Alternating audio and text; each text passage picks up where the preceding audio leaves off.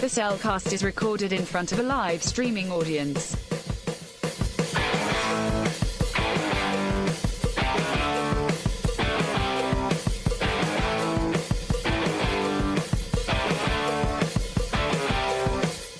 Hello and welcome to another episode of The Cellcast.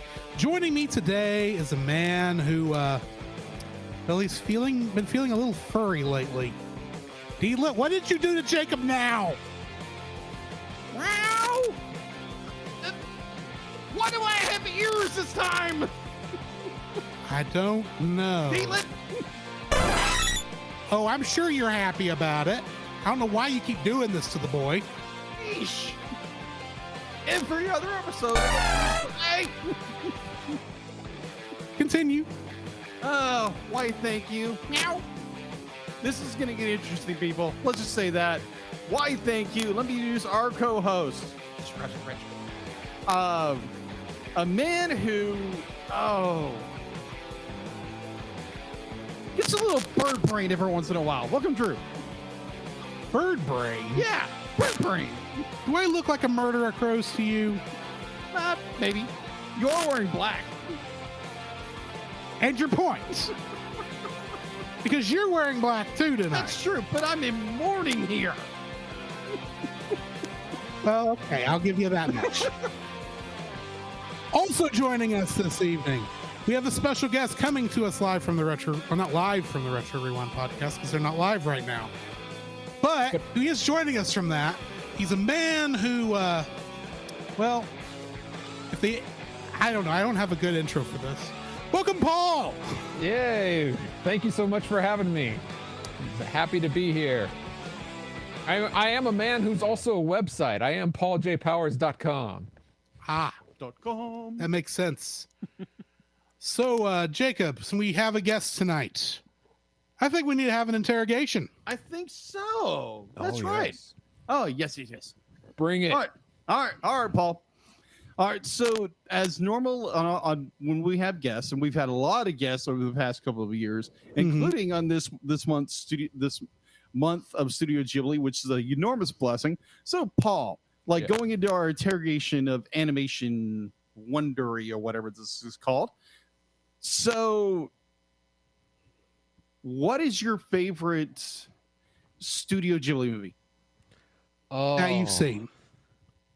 What was that? That you've seen. That I've seen. Yeah, of course. It's a tie. I want to say it's a tie between the one you reviewed last week, which was Spirited Away, and Princess Mononoke. But I have to lean more towards Princess Mononoke. It's just the animation and it's just a little bit more tight and fluid, and so I would say Princess Mononoke. That makes sense. All right. What was the last animated movie you saw in theaters? It was the Dragon Ball Super Superheroes, I think is the title. That is the title. That's the tongue twister. So what did you think about the film? None of us are happy with the double super in that title. Yes. Right. I have not watched the Supers yet. I've only seen a few of the Dragon Ball Z initially. I've seen all the Frieza saga, but I have seen the past couple movies like Broly in the theaters, and I just love it. They really know how to build the momentum up to a mega fight at the end, and that's just a fun watch. Now this time they went 3D animation with the cell capture rather than the 2D, and go ahead. I was not a fan of that, especially in the beginning of that movie. Yes, especially when they do the zoom in on these characters like they do in traditional animation, but in computer animation it gets pixelated, and so that becomes very obvious on a big giant theater screen. But I thought it's just that the regular super art style that was used both in Dragon Ball Super and in Broly just looks so good. Yeah, that I don't understand why. I guess maybe because of COVID is the reason why they switched to what might have been a faster process. Because this looks like the model straight from the Dragon Ball Fighters video game. It does look like a video game, but the overall story, I enjoyed the intro of the new characters and bringing back some of the characters that you know from before. So I had a fun time with that. Yeah. Recommend checking it out. Excellent. So if you were to, this is going to be a fun one, I think. Okay. So if you talking about Francisco here, Oh, okay. The captain of the Retro Rewind pod. Captain Roy. Yeah, Roy. Yes. Roy. Knowing his infinity, his absolute love for Disney movies. Yes. What Disney movie would you stick Francisco, Captain Roy, into? As a character? As a character. Yeah. I'd have him be command of a ship in Treasure Planet. Ooh. I still haven't seen that one. That's a good movie. I recently saw that. It was really good. Yeah, I'm not saying replace him with a certain character. I mean, you can't really replace him with Long John Silver. He's not quite the same captain in that. Right. No. No, but as a captain of his own ship, I think he would fit well in that world. Oh, okay. So kind of same in the same way. If you what Disney animated movie would you want to be strapped into? Oh, that is an excellent question. Oh man. My nostalgic flares are flaring up and Robin Hood comes to mind. I think that would be a fun world. Oh, to that live would be in. fun. Oh yeah. That'd be so much fun. What was the most recent? Well, what is your favorite anime movie or television series you've seen? Princess Mononoke for movie, but television.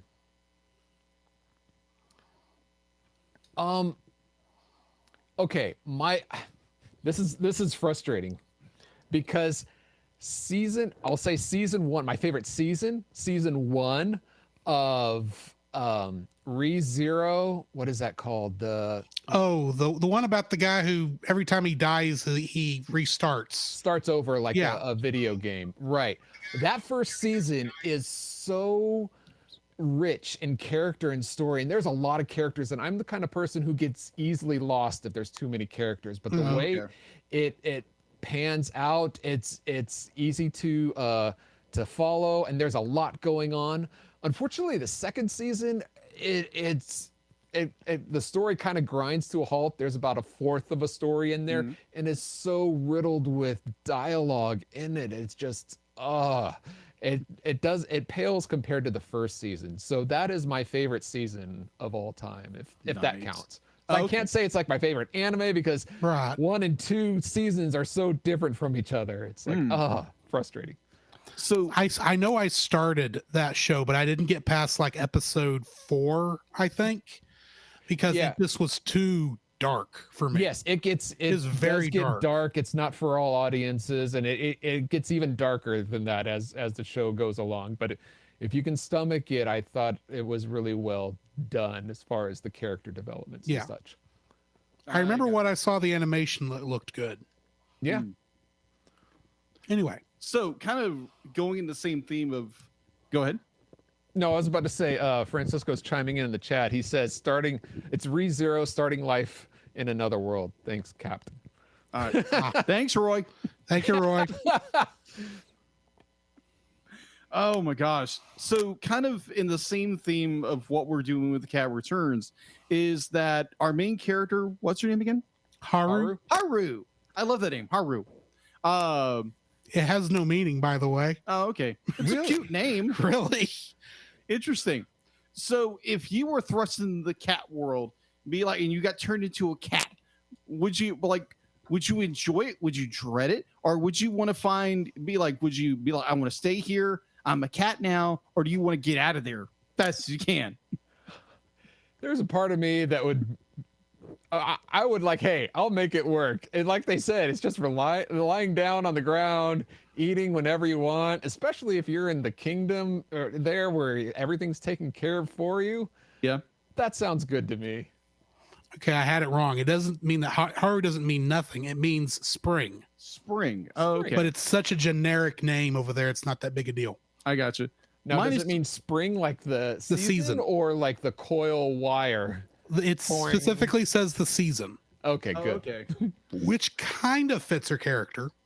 Sure. Anyway. Unless you were more like Haru's situation where you're literally getting married off to like either the prince or the king is trying to marry you off to him.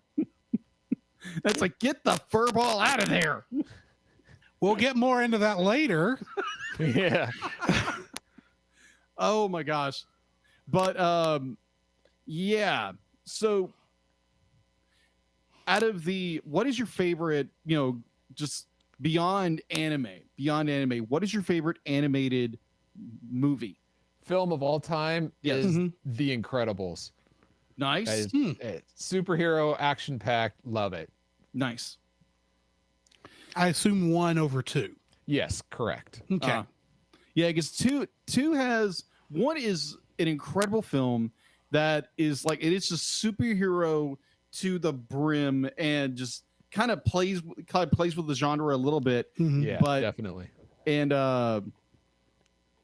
2 is basically just rehashes, flips a few things, and in one case, almost for me, someone who has epilepsy or a case of epilepsy, I'm like, oh my gosh, I'm gonna have a seizure here right now in the theater. And none of us knew that was going to happen until it started. Oh no. And we were watching it with our friend Chase, and we both knew about your epilepsy, and we both were wondering, is Jacob going to be okay? Oh, that's too bad. Jacob, close your eyes. They're both doing this number. It's hilarious. Because kind of a story I love to tell in this show. And I nearly killed him with Spider-Man. Yeah, we're talking about Spider-Man and Into the Spider-Verse? Into the Spider-Verse. Yeah, I can say that. Yeah. Yeah, so going into that, so I was not foretold of any of that because I have Tourette's disorder. In my defense, even though I had already seen the movie, I did not know at that time you had epilepsy. Which is perfectly I did not know to warn you. So we're sitting down in the theater, and it's Drew's, like, I'm sitting in the middle, Drew's here, then our friend Wendy's sitting next to us. And it starts going on. I'm like, oh, crap. It's just flashing lights beyond belief. I'm like, oh, it's like, Drew, what did you tell me? I didn't know.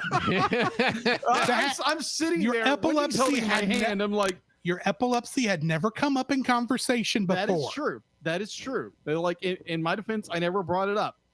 So it's just more like, oh my gosh. But it was fine. It'd be like, I could feel a little twinge here and there, but that was perfectly fine. In which I am not blaming my friend here at all. He didn't know about it. But I love to bring that story up. Anywho. Anyways, I think that's the end of our interrogation. I think you survived a little bit. Oh, just a little. Thank you. Yeah, just a little. He didn't get to turn into a cat. Not yet. Not yet. If I stay long enough, we'll see what happens. Yeah. Who knows? All right. So for you guys, I do have a question. What have you been watching? And I think we're going to start with Paul since he is our guest. Mm-hmm. So, Paul, what have you been watching? So this last week, Zootopia Plus came out on Disney Plus, and I watched that. It's 6 episodes, which are about 10 minutes long, so it's about an hour, but it's really mainly shorts. But what it is, it's side characters, and they show like from the movie, and they show like a little glimpse from the movie, and then the kind of the story that either led into that brief moment of the movie or after, or both. So it's kind of like Lion King. What is it? 1.5. The third one, where it's the life of Timon and Pumbaa during, like what scenes they're not doing in the Lion King. What's that movie called? Is it the Lion King 1.5? I think, yeah, that's it. It's these episodes are like that, but with the Zootopia minor characters. So those are fun. I recommend that. The other thing that I watched, and boy, this is really, the timing on this is really, unfortunately good. And you'll see what I mean. I finally got around to watching Batman and Superman Battle of the Super Sons that I think came out in the spring of this year. Yeah. So that was a fun watch, but the guy who played Batman in that was Roy Baker. And he sounds a lot like Kevin Conroy, who unfortunately just passed away today. So I for those people who are mourning, and rightfully so, as Jacob is wearing the Batman shirt, I would keep a lookout for Roy Baker. Is it Roy Baker or Troy Baker? Troy Baker. Troy Baker. As a good replacement for a very similar Batman. There are several who do the voices for like the video games that haven't been Kevin Conroy, who get kind of close. Some are more gravelly, but I would keep a lookout for Troy Baker on that one. Okay. Oh, okay. So Jacob, what have you been watching? What I've been watching, I recently stumbled across Gabriel Iglesias' Studio Fluffy on Netflix. That I see now why earlier you said you couldn't pronounce Spanish. I tried. You did get close with Gabriel Iglesias. Yeah. I can't pronounce it the way you did, but Thank you for the translation. Right. so you watched Gabriel. Is it a movie? Is No, it a special or is it a TV show? It's a special that's at I believe at Yankee Stadium in New York. And originally he was supposed to do a special for Netflix in San Antonio, but apparently he got COVID last year, and so he wasn't able to do it, and so they were able to do it in New York, and so this was his first big stadium concert. And it was good. It touched on a lot of things. Definitely COVID. Touched on a lot of. It was just funny. If you've never watched Fluffy at all, either then or now, it's absolutely hysterical. Oh, the comedian. Yes, the comedian. I was thinking the singer Iglesias. Okay, go ahead. Yeah, Gabriel Iglesias, the comedian. Yeah, better known as Pikachu. Yeah. Also known as Fluffy. Yeah. Yeah, so good. It was so much fun. And I wanted to so badly. Now, how I watch Star Trek Lower Decks is through the app on my PS4. My PS4. And that you app have trouble with that every week. Every single week. So be like, yeah, I'm able to log in, no problem. I can watch one episode and then the system completely freezes. Darn. The app Weird. completely freezes. You should have the Lower Decks check in on that. Yeah, that'd be nice. I bet Rutherford could fix that. Yeah. I agree. So yeah, I was this close because we finished up season 2 with our review on TAS. And I was this close to watching what was going on in season 3. I was like, you know what? I'm just gonna hold off because how this ends is like, wow, this is really good. I want to hold that suspense of what's going on later, but let's just not do that right now. But other than that, all I'm gonna say is remember we all in Lower Decks we're always following the B story. Yeah, not the A story. Nice. That's all I'm gonna say. So I'm only assuming that the A story and B story merge.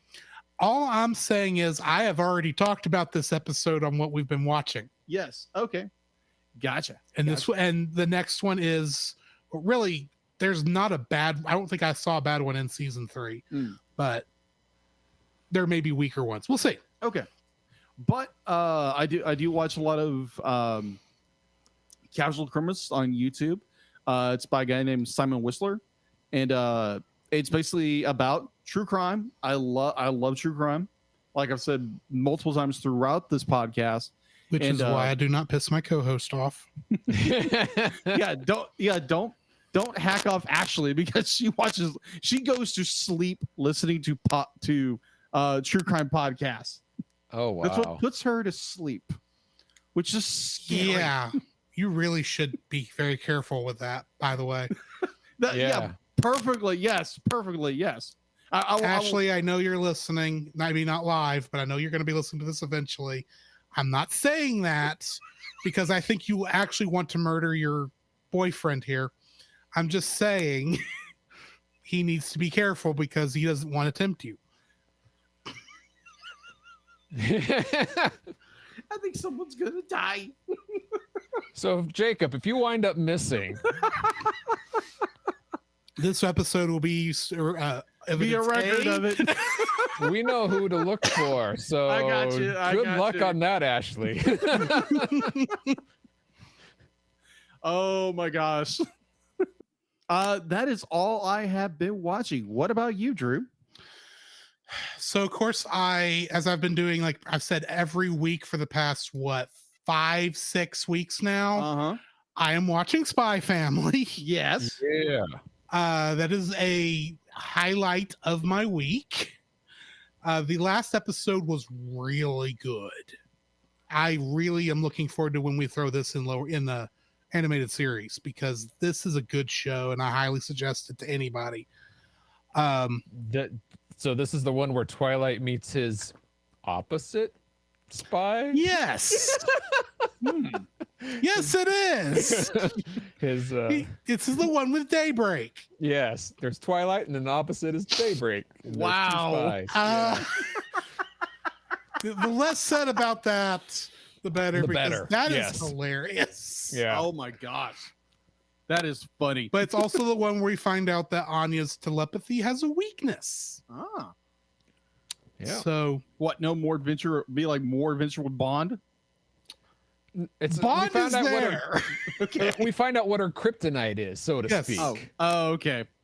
It's not chocolates, is it? Or cookies? Well, No. you have to watch to find out. Okay, then. Let's just say the last couple nights would show that she would be having trouble right now. Oh. Hmm. Hmm. Beyond. Yes. Honestly, I haven't watched a whole. Well, I take it back. I have been watching something else. Back when the Doctor Who first switched over to Jodie Whittaker, Mm-hmm. I think is her name, as the female Doctor. I watched like a bit of the first season and then I dropped out mostly because I'd been watching Doctor Who for like 8 years straight at that point. And so I mostly needed a break, especially with the end of the 12th Doctor being as lackluster as it was. Not saying there weren't good episodes, but yeah. And I been needing something else to watch. And considering some recent news in the Doctor Who fandom, I decided I needed to catch up with the episodes I missed. So I finished season 10, the first season with Jodie Whittaker in there. Mm-hmm. That show's a lot better than I originally gave it credit for. I am actually enjoying it. In fact, I just saw the New Year's special and I was watching that and going, wow, this is actually really, really good. Now, is it good compared to the previous Doctor who was so lackluster, or? Capaldi actually was good in his first couple seasons. I honestly feel the problem with Capaldi is the showrunner at the time, Stephen Moffat, was just off his game there, getting closer and closer to the end, and was probably should have quit a season earlier, a season or two earlier. And really, after that first Matt Smith season, with him doing double duty with Sherlock at the time, I think that caused more issues with the show in general, just the quality of it. Not saying it wasn't good, because I mean, there's a lot of good episodes in there, but it is as good as I would say Matt Smith's first season was. Wow, Just to put it in perspective. that's impressive. I'm not saying there's not some things I wish were different, but I mean, at the same time, it's handled well. That's good. So yeah, and that's pretty much what I have been watching. So Jacob, what do we got in the news? Well, that didn't play right. The Cellcast News with your host Jacob Heron.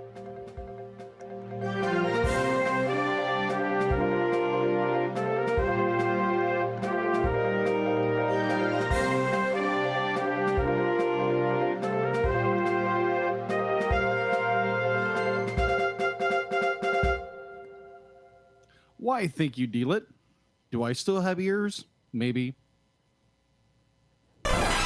She says you'll just have to wait to find out. Lovely. I like your Anyways. whiskers though. Oh, thanks, Paul. Where's the cat? Where's my mouse? She's laughing, by the way. Oh, joy. All right, so I'm gonna start with some, more the more breaking news that I learned this morning. Oddly enough, through a group chat that said Kevin Conroy had passed away. By Batman. Yeah, the voice of Batman. No, literally, it's like when you talk about how everyone always says this character is my version of Batman. It's who I think of Batman. This was mine. Yeah, Kevin Conroy will always be my Batman. Yeah, agreed. Completely agreed. So I saw that and was like, okay, maybe it's a joke or something, but no.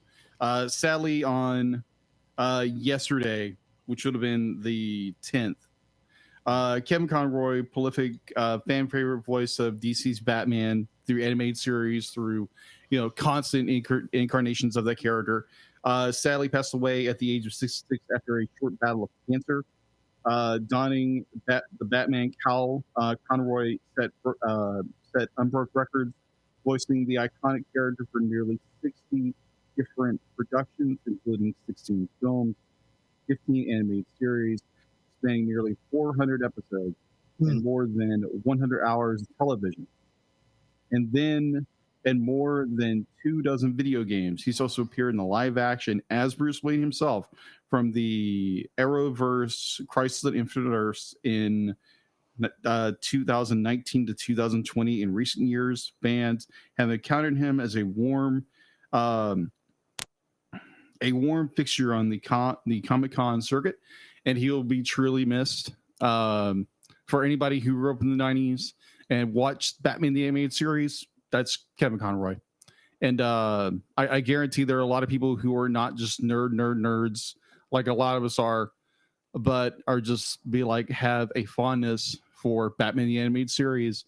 And we lost a true legend in the voice talent community. So Kevin Conroy will be truly missed. So going on to something that just recently happened. Happened today. Literally half an hour before we started. Yes.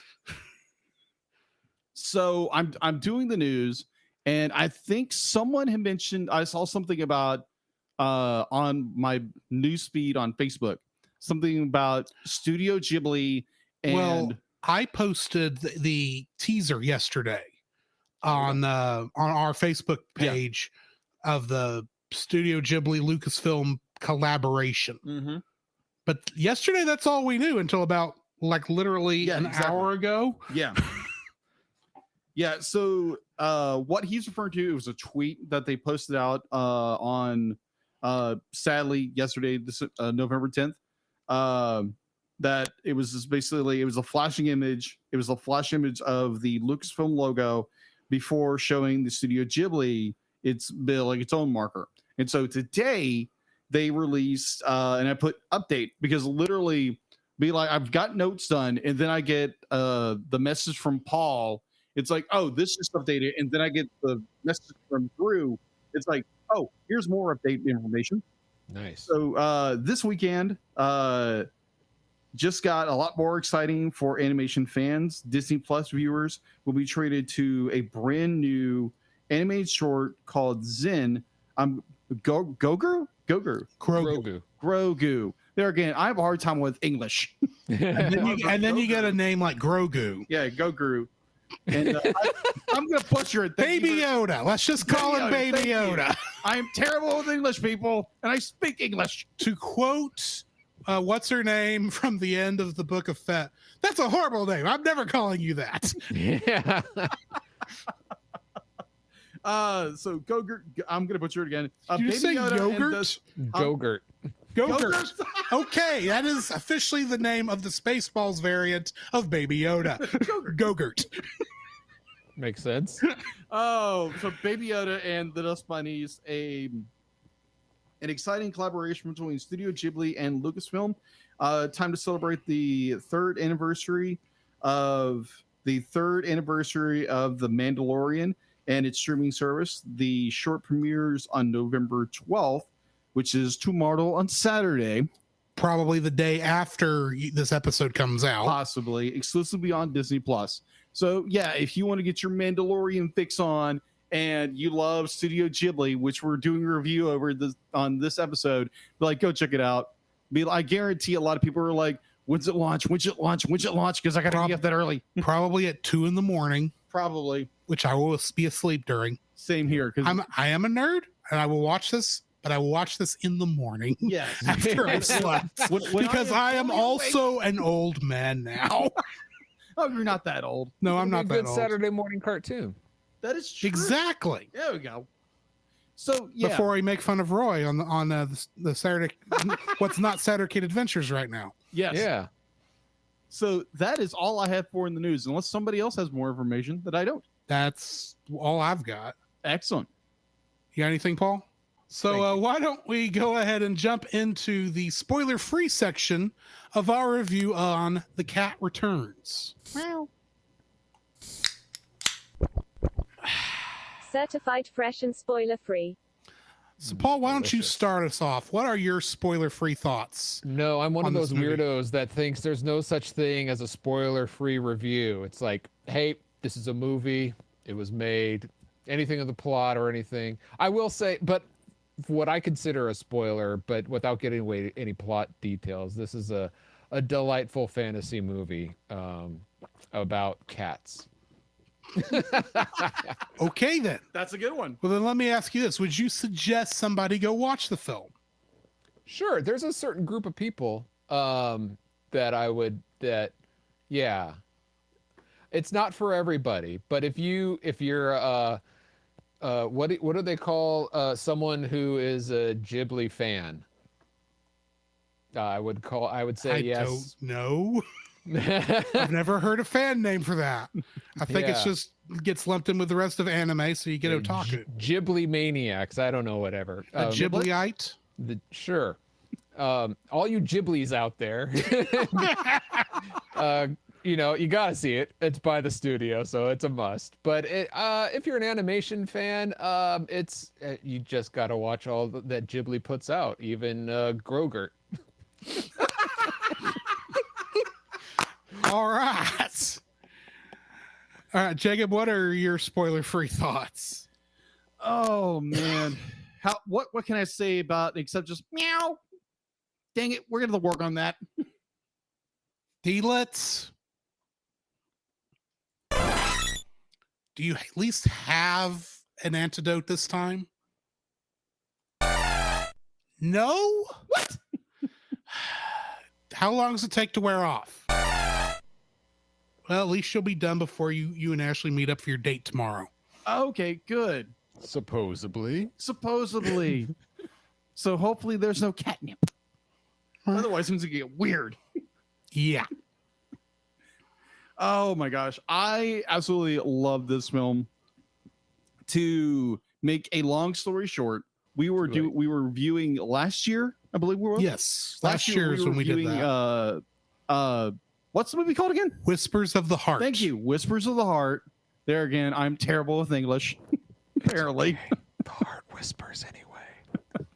Yeah, exactly. So Whispers of the Heart. I watched this. I'm so entranced by this one little scene with the Baron, the cat. Mm-hmm. And I'm like, oh my gosh. And I remember Drew telling me about, it's like, there's another movie.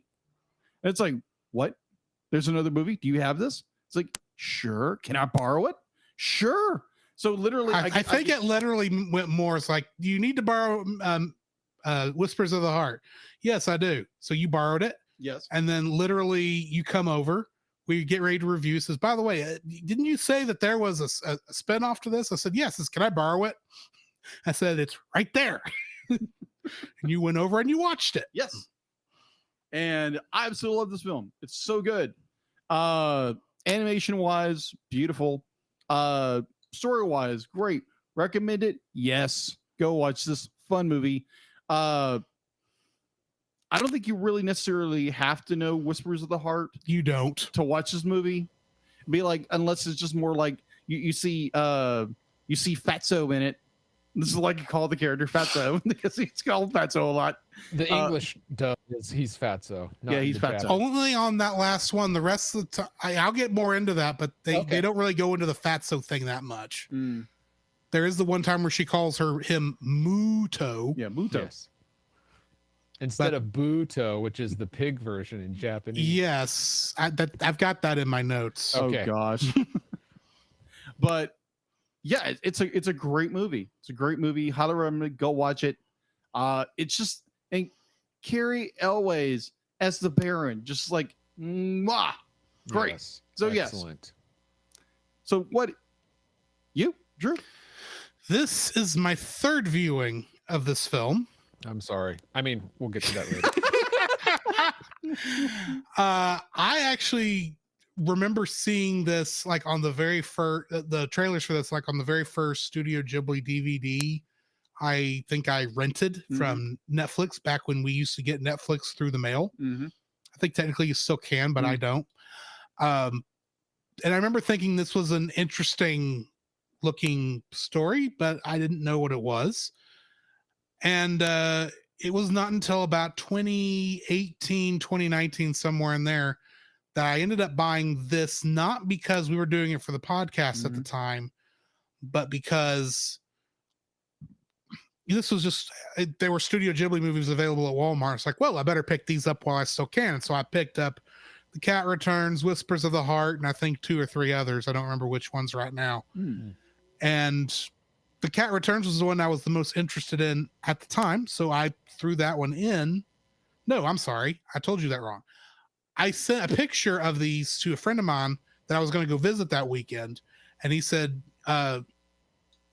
his wife had seen all the others, but they hadn't seen Whispers of the Heart. So we went and we watched that movie. So you watched it first. We watched. No, wait, we watched Whispers of the Heart first, and then when I got home, I threw in The Cat Returns because I was curious the way Whispers of the Heart ends. In my mind, it's like this is Cat Returns is supposed to be a sequel. How does this fit into that other story? And the answer is it doesn't. Far superior.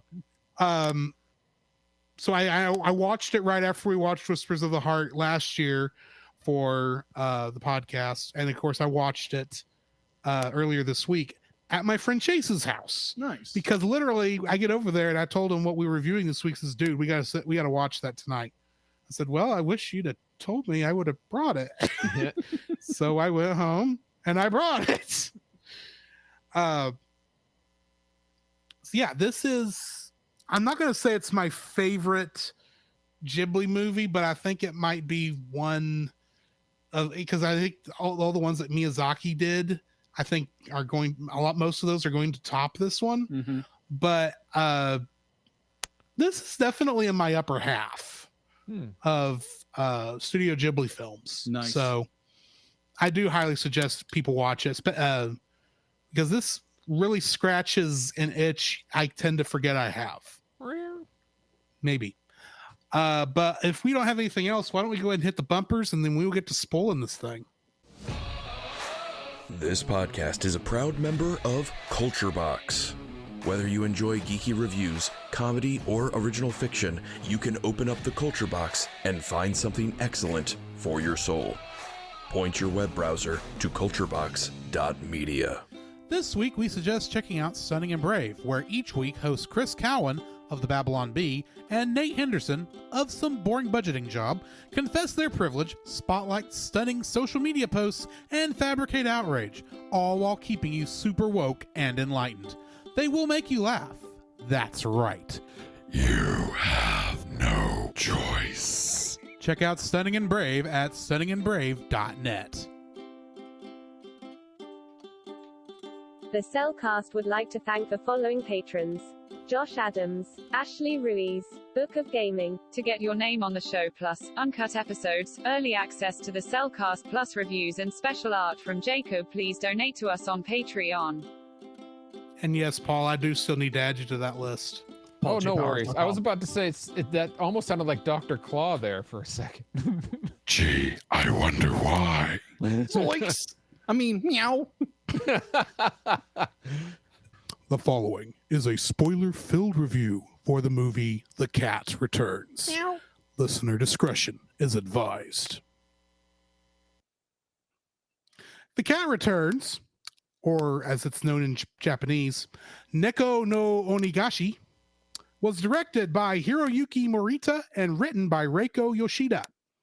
Getting into the cast, we've got Haru being played by Anne Hathaway, who ironically, after this, would go on to star as Selena Kyle in The Dark Knight Returns. Wow. So the girl who got turned into a cat later became Catwoman. Yes. Baron Humpert von Geekigen, or just the Baron, was played by Carrie Elways, who is probably most well known as Wesley in The Princess Bride. Mm-hmm. Excellent film. Muta,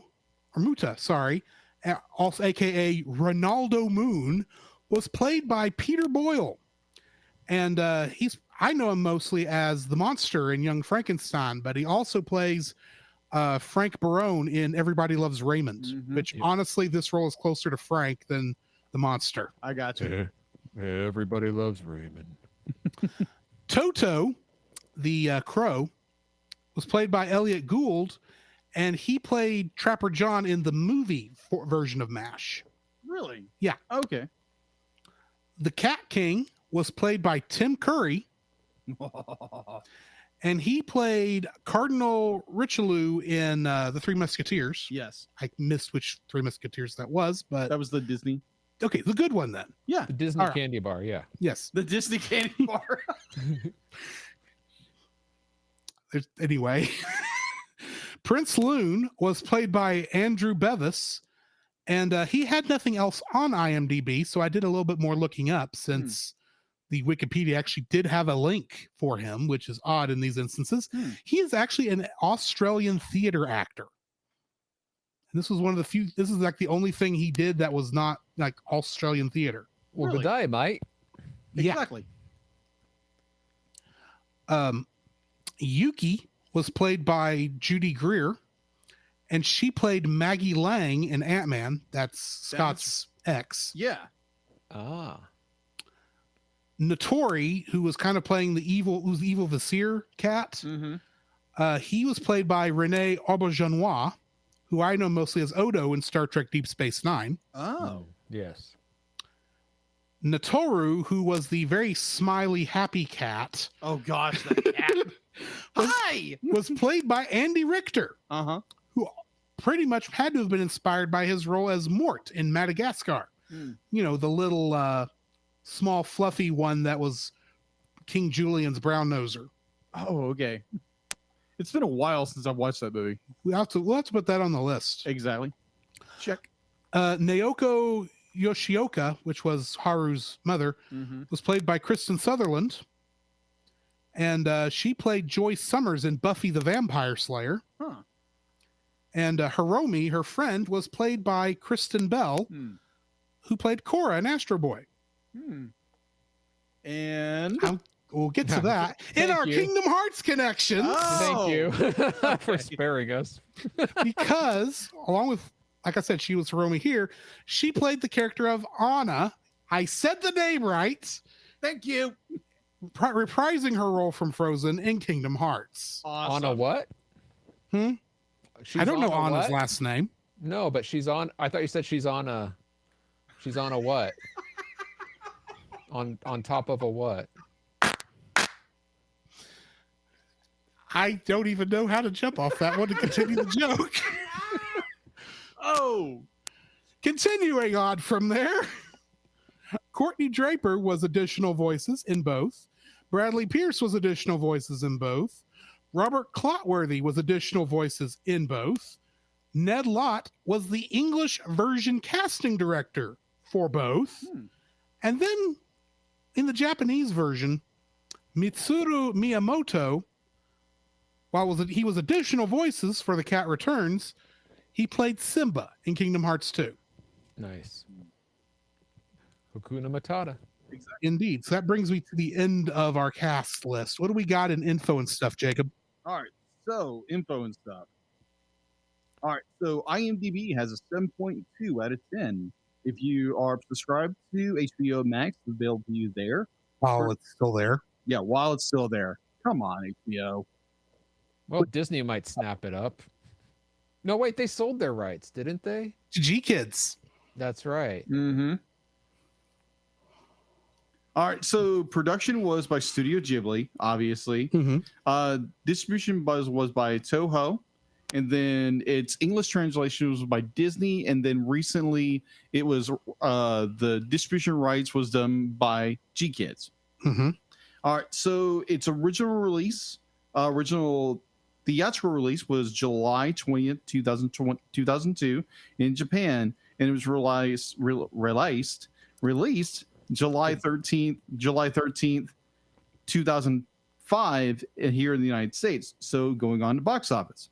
Its opening weekend for United States and Canada was $254,000 of that weekend. Its U.S. gross was fairly close with that, was $563,000. Its worldwide gross with that release was $54.5 million.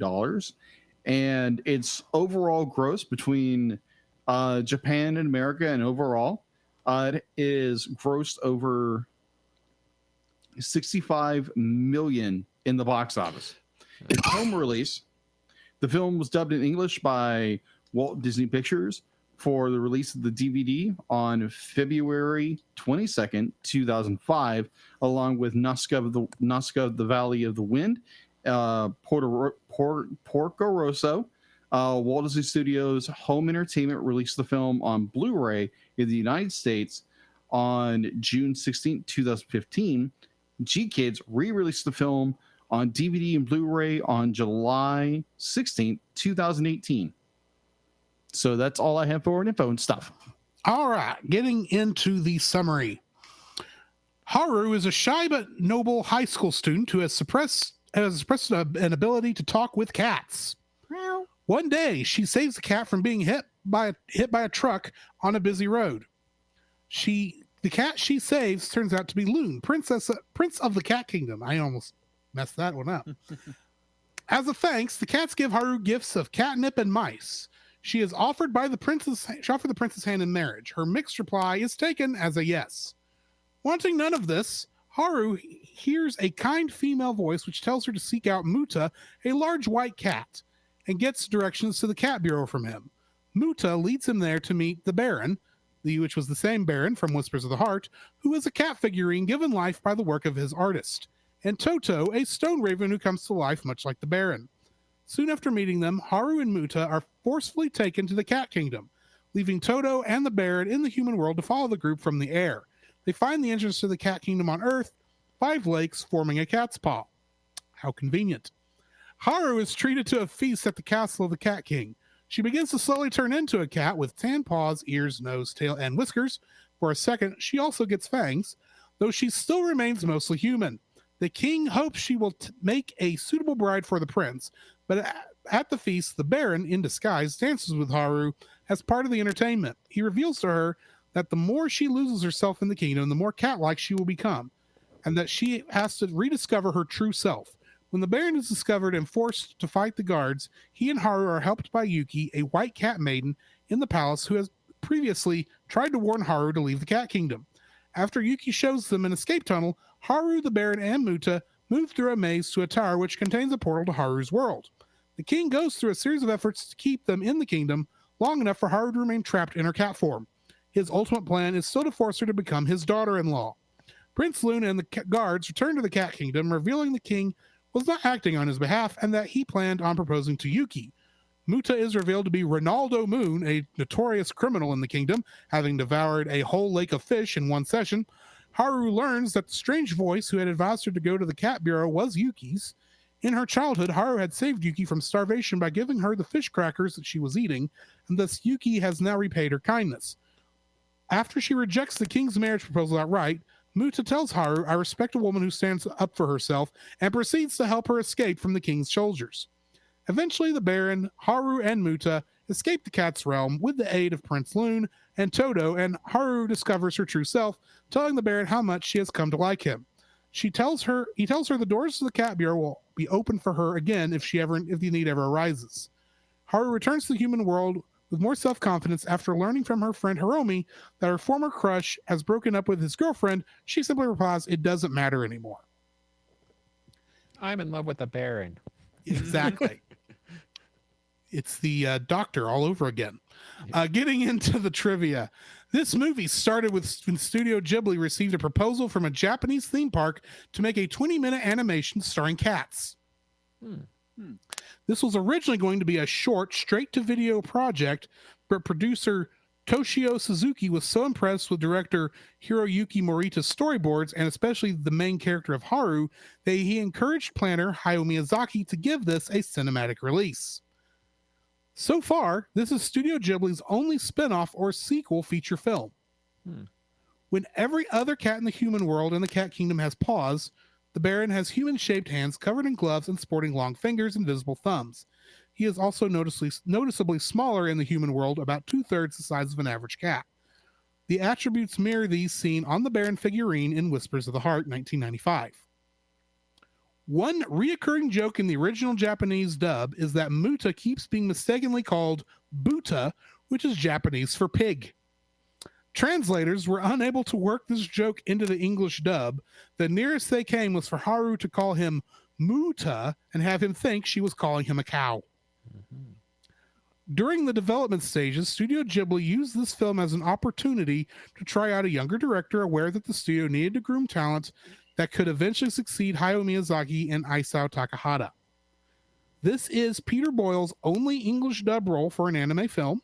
Really? And both the Cat King and the Prince share the gene that causes two different color eyes, known as heterochromia. Which brings me to the end of the trivia. Paul, I'm going to start with you. What is your first like for this film? My first like is that is the story itself.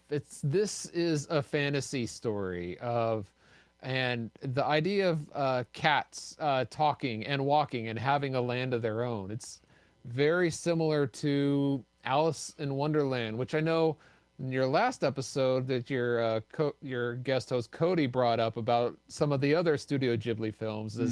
It's a lot like Alice going into another world. Like this one, instead of following a white rabbit, she follows a white cat into another world. Rather large white cat. Yeah, large white cat who speaks English or Japanese, depending on the version you watch. And so speaks human, at least. Yeah. Yeah. But overall, I like the fantasy story of it all. All right. Jacob, what is your first like? My first like is gonna lean like so heavily into Paul's. It's not even funny. The story in this movie is fantastic. It is a fantasy story, and so it is a world of felines. There again, I am a dog person, but this movie it is such a good movie, such a good storytelling. Where you say that, but there was a dog at the yes, feast, there was, which we had no explanation for. Yeah, a very large bull terrier. Oh, that's right. Yeah, well, he wandered in like she did, maybe. Maybe so. Maybe you never know. Maybe he's a spy for the cat. You never know. Dogland. Yeah, I love the story of Haru as this awkward teenager that just happens to scoop up a cat that's about to get run over, and just stumbles into this world of cats, and the Baron and Muta and like the entire cast of characters is just wonderful. And you get into the world of cats and just the story, the laying of the story. It's not one of these like deep in depth, like goes to the bottom of the barrel and brings up all these great nuggets, but it's just a rich story that is so well done and so well done executed. that it's just the story is just I wouldn't say perfect, but it's just wonderful. It's wonderful. It's amazing. What's yours, Drew? This is Doctor Who, but with cats. Wow. Oh, I know that sounds strange, but yes, please elaborate. if you've ever watched Doctor Who, you know there's a couple of archetypes that seem to pop up over and over again. The Baron is I attribute as being essentially the Doctor, the hero who you're never quite sure what he's doing, but he has a plan about what's going on. Haru is the modern day human companion that, you know, she's the guide for the audience, that the eyes for the audience to see this whole crazy world. So she's a lot of her reason she is there, so we have a good reason to explain what's going on, except she's also a major portion of the plot, since this whole plot is revolving around her anyway. And Muto, I keep wanting to call him Muto. I blame Tenchi for that. But Muta he's a companion character also, but he's obviously more aware of what's going on. I'd say the same about Toto, but Toto doesn't do it. It is like barely in this film. Would you say Howl's Moving Castle is also a Doctor Who kind of similar? Okay. Kind of, but I think this more fits into. All you have to do really is change like character names, and I think this could be a Doctor Who episode. Oh, in many ways, this really feels like it's an episode of Doctor Who, and I will admit this might have been what. Like I said, this movie scratched an itch I forgot I had, and that was for Doctor Who, which might be why I started rewatching Doctor Who. It all makes sense. That does make sense. This is Dr. Meow. It's just such a fun movie, you know, with all the stuff running around, and it's like a good fun adventure movie. You kind of are always like, even if you're a step ahead, there's always some little twist coming up. It's got a lot of great characters, but like I said, it feels like it's an episode of Doctor Who where somehow everyone is cats. So yeah, that's my first like. Oh my gosh. Yeah. Paul, what is your second like? Well, I first watched this. I prefer to watch it in the original, so I watched this subbed, and I had some extra time because I think it's only like an hour and 10 minutes, 70 minutes. Yeah, this is a very short film. So I watched the dub. So first, before watching the dub, my second like was going to be one of the shocking things about this movie. If you're going into a Studio Ghibli movie, the character designs are more rough than the soft, round faces that you see by Hayao Miyazaki, the character designs. But I was going to say, like, the animation, the fluid, how the characters move, and especially how the cats move. And, like, when they're chasing mice, it's very realistic. It's very good animation. But then I watched the dub version, and oh my gosh, Carrie Elways has such a great voice in this. Yes. That, it's tragic to me that he didn't do more voice overacting work, especially when he was younger, and had that great accent of his. And it's so rich, and it's so... I usually prefer the acting of the original, of the Japanese, because usually the acting, the range of the voice actors in Japanese has a much, it's more dramatic normally. But the dub of this, I was impressed. Not just Carrie, but all the actors, the American actors and English actors that helped contribute to this. I was impressed by the dub version, but Carrie always just brings it up to a whole. Not another level, but a whole other level of the atmosphere. It's like, oh man, we just needed more of him back then. I don't know why we didn't. Maybe it's because he wanted to play more villainous roles, but he is so great as the hero. Agreed. So Carrie always stole my second like, and it became. Jacob, what's your second like? Okay, so I wanted to go back to your first like for a second. So you're talking about how almost comparing Doctor Who with The Cat Returns or Ghibli in general. Okay, so who would be like in this movie? Be like, who would be the comparison to Captain Jack? Ronaldo Moon.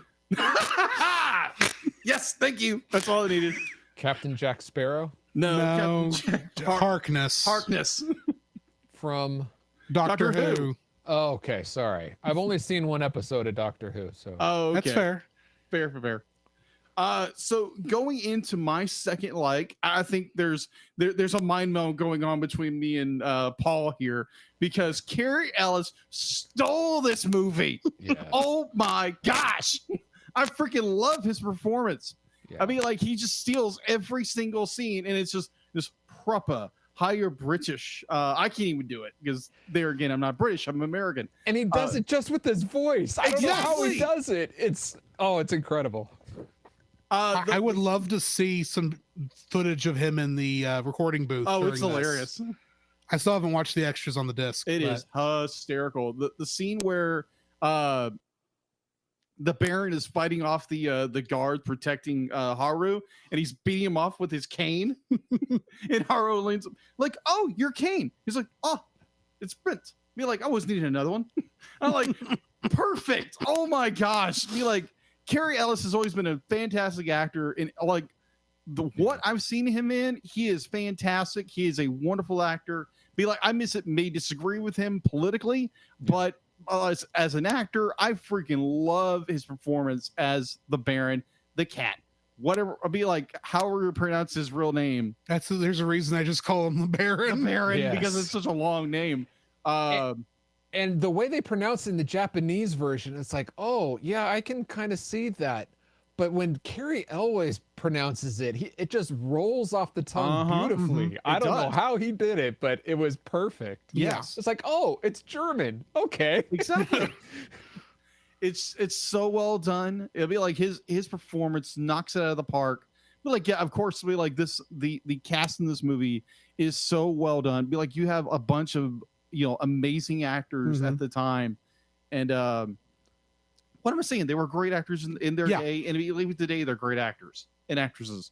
And just Carrie Ellis just holds this movie on his performance on a pedestal and just brings it. And you love every single moment the Baron is on screen, and it's just like, dude, you're awesome. As I think it's like one of the cats to be like, dude, he's kind of awesome. Yeah. This is it. Be like Carrie Ellis' performance as the Baron. He's awesome. Mm-hmm. Yeah. Drew. It's no wonder Haru has a crush on him and everyone else thinks he's cool. Oh yeah, Exactly. Yeah. My second like is going to be the backgrounds in the real world sections. Oh. Okay. Because they are so beautifully drawn. Agreed. They're complex, but yet they never feel like they're noisy, if that makes any sense. It's what I call apparent minimalism, where it's made up of a lot of complex structures, but when you look at it, it sticks in your mind like it's minimalism. Mm-hmm. It's wonderfully, they all look pretty amazing and beautiful. And that town, even when they go to the bureau itself, is all of that area is still just drop dead gorgeous with its designs. I wonder if to some degree they stuck with that because this is kind of in the same universe as Whispers of the Heart, kind of. Yeah. And so they had the look of that city to go off of, which was a more realistic take than most Ghibli stuff is. Yeah.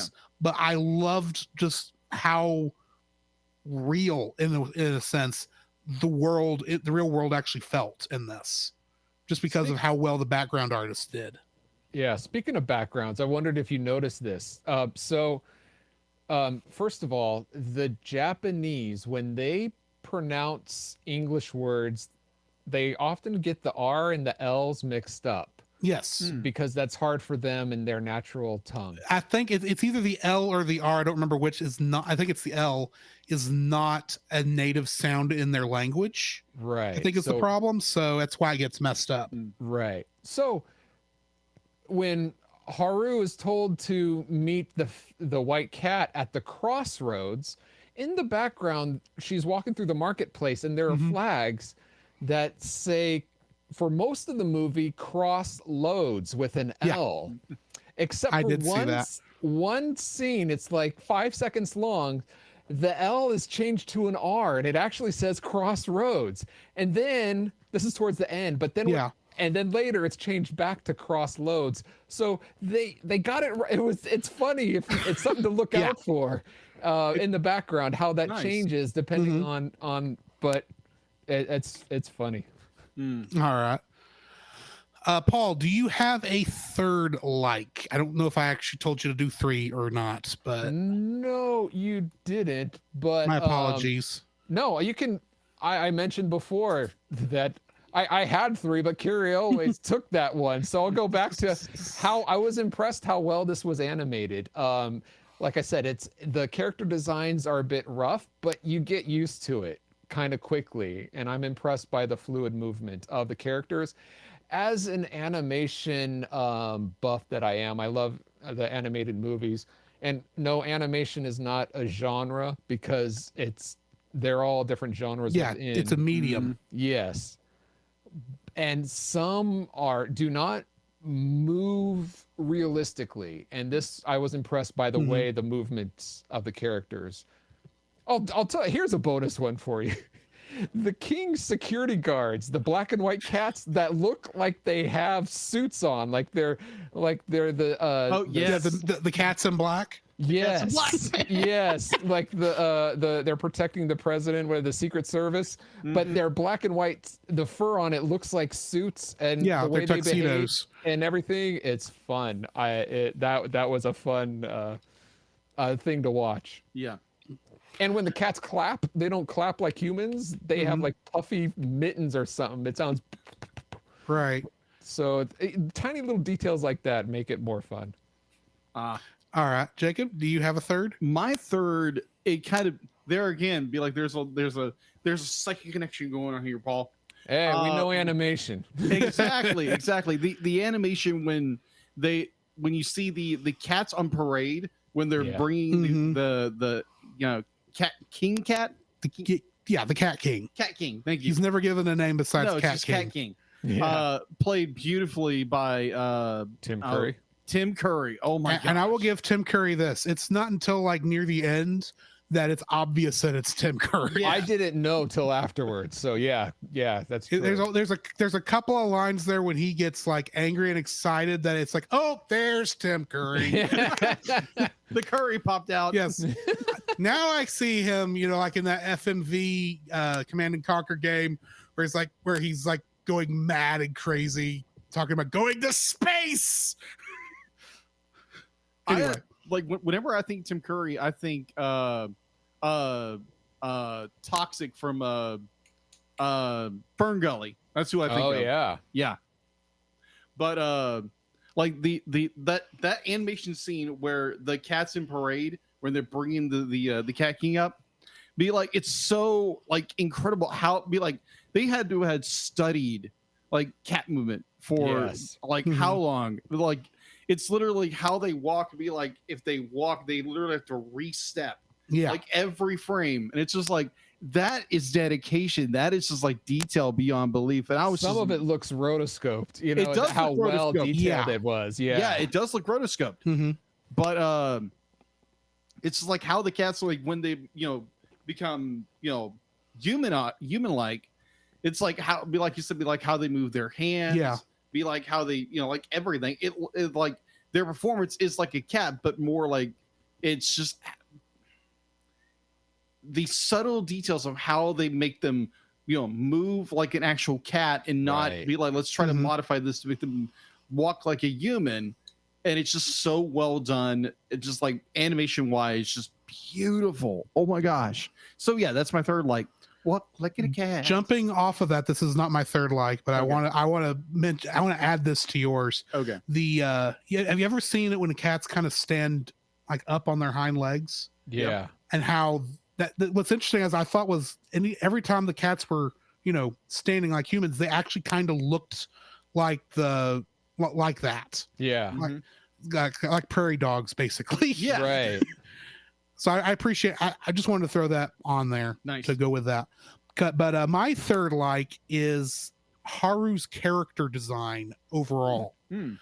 I I like how because we see her, as normal human, and then like half cat, and then 3/4 cat, and almost cat until at near the end where she's human again, and then we see that last shot of her where they drew her more grown up, which I appreciated the added look of maturity there. But I like how in all of these forms she's still recognizable. This would be so easy for them to have just designed a new form and said that's Haru, and you couldn't tell like how one got to the other. And I've seen some stuff do that, but I appreciate how this, like, you could tell it's like it's Haru from one end to the other. And I appreciated that consistency in there, because you could see how she morphed from human to cat.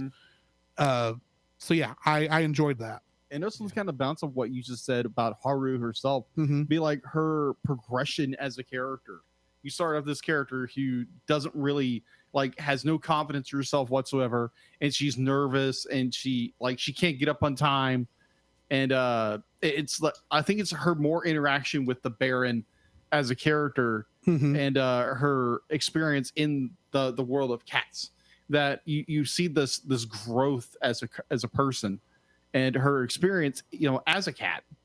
And you see this at the end of the film, where Haru be like, her mother wakes up, she's like, oh, I woke up late, and there's Haru being the adult, be like she is matured. She's matured. She is very much. She's not really grown up. She's still the same age, but but she's holding herself differently. Yeah, exactly. It's that confidence which the Baron is kind of bestowed upon her. It's like trust in yourself, believe in yourself. And being someone for the longest time did not believe in themselves, be like that's something that kind of hit home a little bit for me. And I really appreciate that when they do that with characters, because there's a lot of times in some animated films or TV shows, it's literally you see a character growth about this much, and you have a movie that's an hour and a half, you have such a monumental shift of character growth, and they're still pretty much the same character they started as. Yeah, exactly. Where in this film, go ahead. To be fair, I am usually the same character I am an hour and a half ago. True, but this is taking place over the course of at least 12 hours. Right. All right. I'm the same as I was 12 hours ago. And then a lot of the ones he's talking about, it's like years and months and years have gone past, and they're growing maybe an inch in maturity. Yeah. Talking about you, Ash. Hey, he's the world Pokemon champ again. Oh, I thought you were talking about his girlfriend. Okay, good. Thank you. I do call her Ash every once in a while. Yes, but that's not what he was referring to. Not Ash Ketchum. Anyway. Quick, let's get out of that one quick. Yeah, Paul, what is your first dislike of this film? Wow. Okay. I thought this was confusing. Now, I will say, after watching, this is the first time I watched this film, the first time in the Japanese language, and then the second, and I was surprised how much I liked it better the second time. I understood a little bit more, but one thing that I found confusing, especially the first time, was the character of Yuki, the white cat that tries to help Haru. She's this mysterious voice that tells Haru to go to the bureau, but why? At first it seems like the cats from the Cat Kingdom are bad, so all right, tell Haru to get, cats from the Cat Kingdom are bad, you need help to get out of that. But then the prince wants to marry Yuki instead of Haru, so then suddenly the cats are okay, and it was like, oh, the bad cats are now okay, or what is her motivation here? Or is Yuki, the white cat, just trying to help Haru away from her fiance? Like, hey, that's my man, I gotta get her and push her out. Basically, her whole motivation, to me, is very confusing. It's like, what's going on here? Why is she doing, why is she telling her to go to the bureau to get away out of the Cat Kingdom? What? That was... So the only way I can even touch on this is the simple fact that the only quote unquote bad cat I would say would be the Cat King. Sure. He got his direct cronies with Odo and Andy Richter. I can't think of the characters' names right now. Right. Sure. Yeah. Yeah. And of course, all the people who work in the palace who are having out of duty are serving him, but maybe the people are not exactly are more kind because they're having to live under his totalitarian-esque rule, and they're hoping the prince will be a better king. Don't you mean Paw? Don't you mean Paw? Paw? Is that my new nickname as a cat? I'm trying to figure out where I should have said paw, and you went. You were going for like under his thumb, but I was like, no, it's a paw. I never said under his thumb. But either way. The reason why I can't remember Andy Richter and Odo's character's name is one is Natoru and the other is Natori. Yeah, so I want to call them both Naruto. Believe it. Oh gosh. So that's why I still think it's Odo and Andy Richter. Yeah, it's easier that way. Yes. But yeah, that's my only defense on what you were bringing up there is it's kind of frustrating. It's like, maybe she's this Obi-Wan Kenobi kind of mystical thing that she's going to help her, but no, I'm here to marry the prince instead. Like I get to marry the prince instead. I don't know. It's Plus, confusing to me. She did kind of owe Haru for saving her back in the day, which I thought was a great callback. I love that tie back where they brought that backstory in, and it was all a good circle. But why I needed more as what I would actually like to know is, how did Yuki tell her this? Was she watching Haru from like above the drain pipe? Sure. Does she have some kind of weird telepathy connection? What's going on? Yeah, I don't know. Can she go between both worlds? Yeah, well, I mean, I think all the cats go. can. Yeah, but they can only go technically through that one portal. Well, then how did they come in through? I assume that they can roam free, just like out of the bureau. Those characters can roam free, and just like the people can, they just don't know how to get into those entryways. That's the whole parade of cats come in, with the king. Right. They can roam to and fro. I thought it's not really explained. You just have that one little contrivance at the end where the only way we can leave is to go through this one portal that's at the top of this tower. Yeah. So how does there's different ways in, but only one way out. I don't know. And supposedly that's the way they came back in when they kidnapped Haru. So yeah. Or would that be catnapped? Yes. Cat burglared. Anyway. Cat burglared. Jacob, what's your first dislike? My first dislike would be the explanation of how they escape from the world of cats. Is because they have to.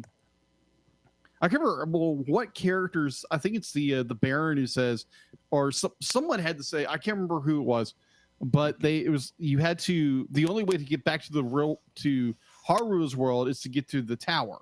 Yes. Yeah, I think Yuki said that. Yeah, to get the way to the top of the tower, and it's like because it connects with the world at some point. But when the tower collapsed, it brought it down lower. Yeah, or they said it moved. It moved. Yeah, the entrance point moved. Right. And so now it's like super high in the air. Yeah, It makes for a great scene, but I'm like, okay, that's the only way out. Yep. And which means it's going to be like, how many birds are going to fly in through that thing where the portal opening is now? Exactly. Well, maybe it's an exit only. They bump into it like a window, like birds do. Yeah, maybe, I don't know. Yeah, so there was a little. I wasn't confusion. It was just more like, okay, so like it makes for a great scene, but like story wise, it's like, huh? It was like you said, like Paul said a little bit, like with the stray kitten in which Haru rescued when she was a kid. And be like, I think I tracked it I think I may have tracked it a little better than you, Paul. Maybe a little bit. But there again, sometimes we either or. I'm sticking my paw in my mouth. No, I understand, because if the Baron can fly in through a crow, like to the land of the five Right. lakes that looks like a paw and just be dropped Right. in. Mm-hmm. Right. It's like following those lights, like that was like a wormhole, like a shortcut. So Yeah. you don't Yeah. have to take the shortcut. You can get in there. But I assume until they had mentioned that, like Jacob is saying, that's all how you get out. You could walk out if you want, Yeah. just like you could walk in. But apparently, no. It seems contrived for story. Like they had to create drama for Yeah. unknown reasons. Yeah. Yeah. It almost feels like they hadn't really thought about how you move Flush it back and out. forth between the worlds. Yeah, and then It's last just- minute, it's just let's they- put it up at the hardest place to reach. Yeah. You know, Yeah. bring even more tension and like excitement to the film. Especially if the reason they dropped Haru in the the village at the very beginning was because Muto was too heavy. That's still an awful long fall that should have injured at least her. I can give maybe Muta Well, it's part landed of on a his feet cat-like 'cause he's cat, reflexes. but that- she's not cat yet, so she Not still yet. technically should be injured Yeah. by that fall if it's from the height of the top of the tower. Yeah. well, that's true. But anyway, But the cats land on their feet, which is what I was wondering when the king had them thrown out the window. It's like, oh, they'll arrive safe, they'll land Yeah. safely, right? maybe. Maybe. Like even the princess be like, I'll be like, I want to spend the rest of our 9 lives together. I'm Right. like, so it's kind of like the teaser trailer for Puss in Boots' new movie.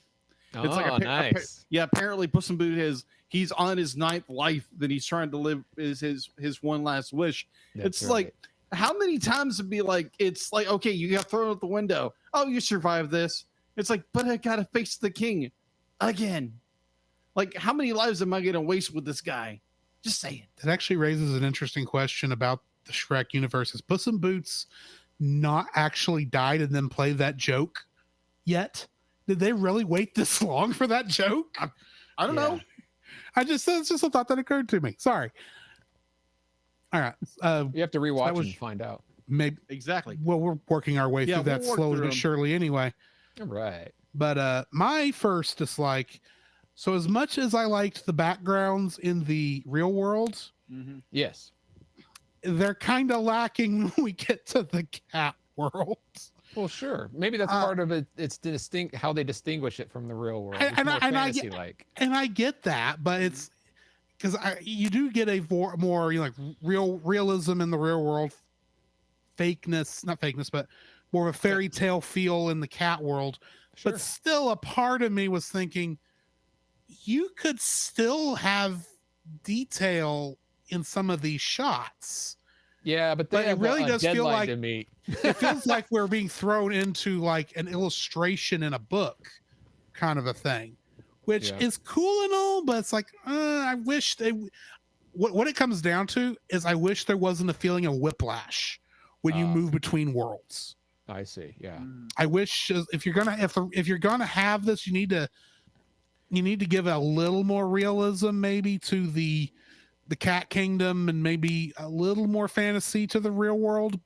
I think what it is, I don't mind the vast differences. Like it can be stark different as far as styles and everything. Yeah. But when one style looks lazy compared to the other, then that's an issue. Yeah. And admittedly, this is still good. It's just you It's go not from as like Yeah, you're comparing it to the previous part of the movie. yeah, and Yeah. that's the problem. I mean, Right. I just wish there was more of a not a continuation because it is supposed to be two separate worlds, but more of a.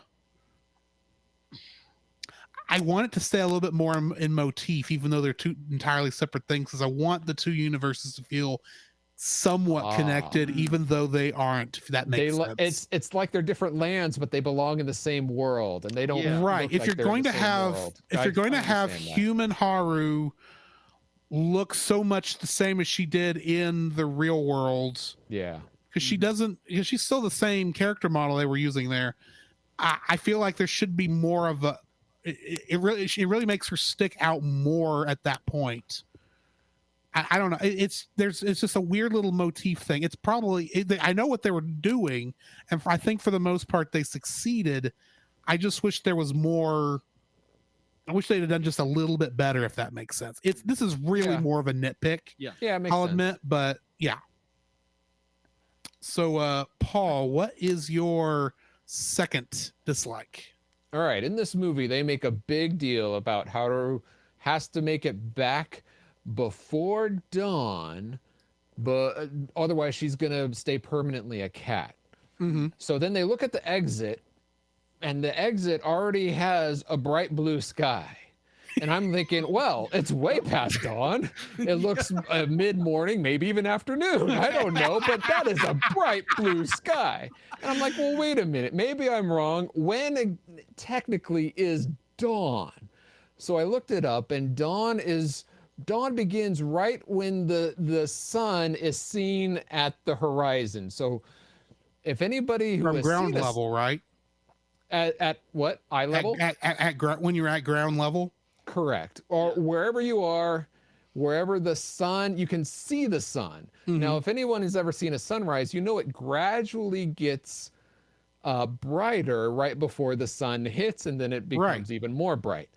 So before dawn, before the sun actually appears and you can see it, it's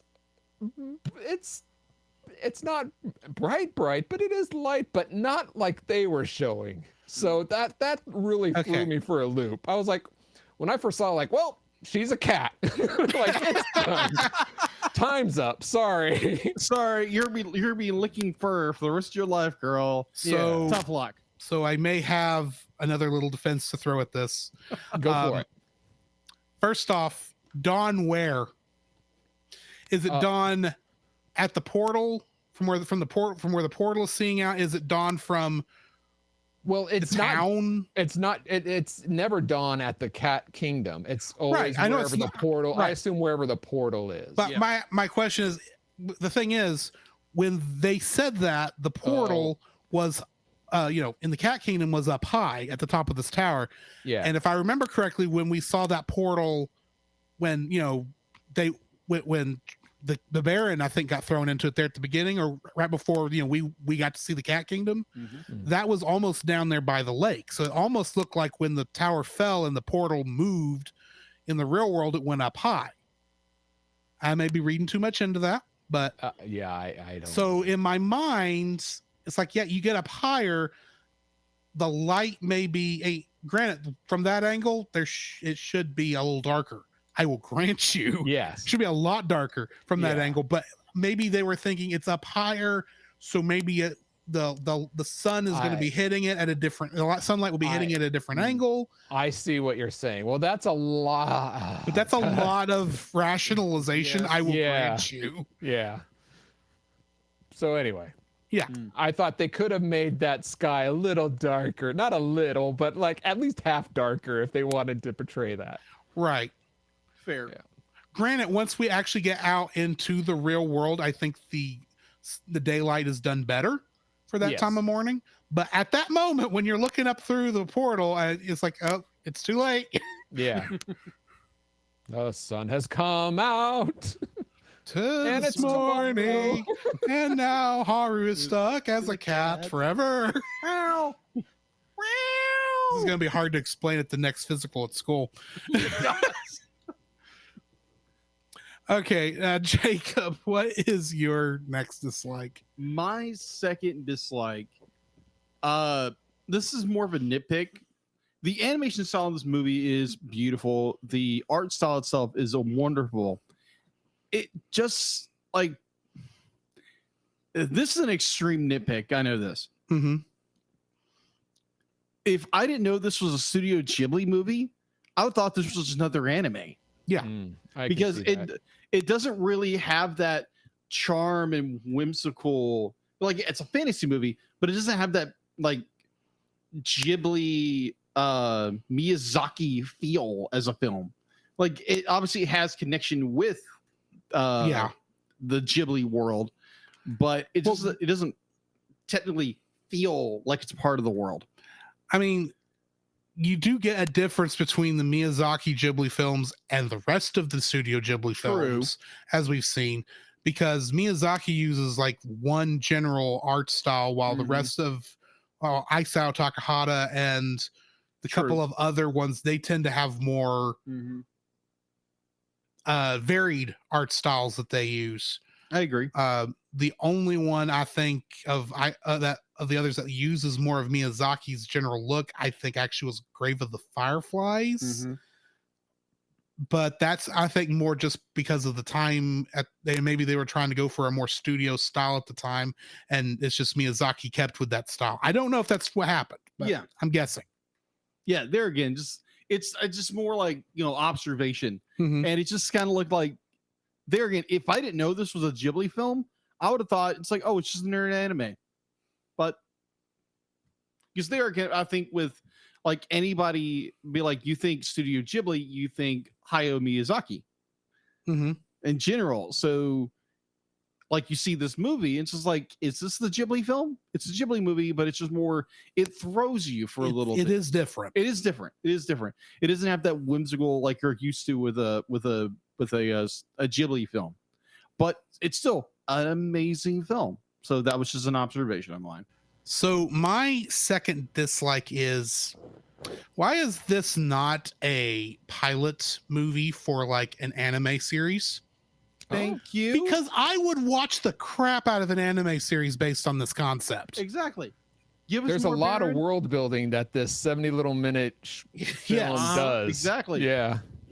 So yeah, my last dislike, because I couldn't come up with a third. Why is there not more of this? I actually looked, because there is a manga, but the manga is an adaptation of the movie, and they didn't make any more of it. It's like, why? This was a perfect setup for a show. I get that maybe Studio Ghibli, this was not like in Studio Ghibli's idea of doing things, because they have done a few shows, but they haven't done a lot of them. But why is there not a TV show based on this? Why didn't you partner with, say, another studio to use these character models and make a show based on this concept? This would have been a great idea for a show, and that's why Doctor Who does so good.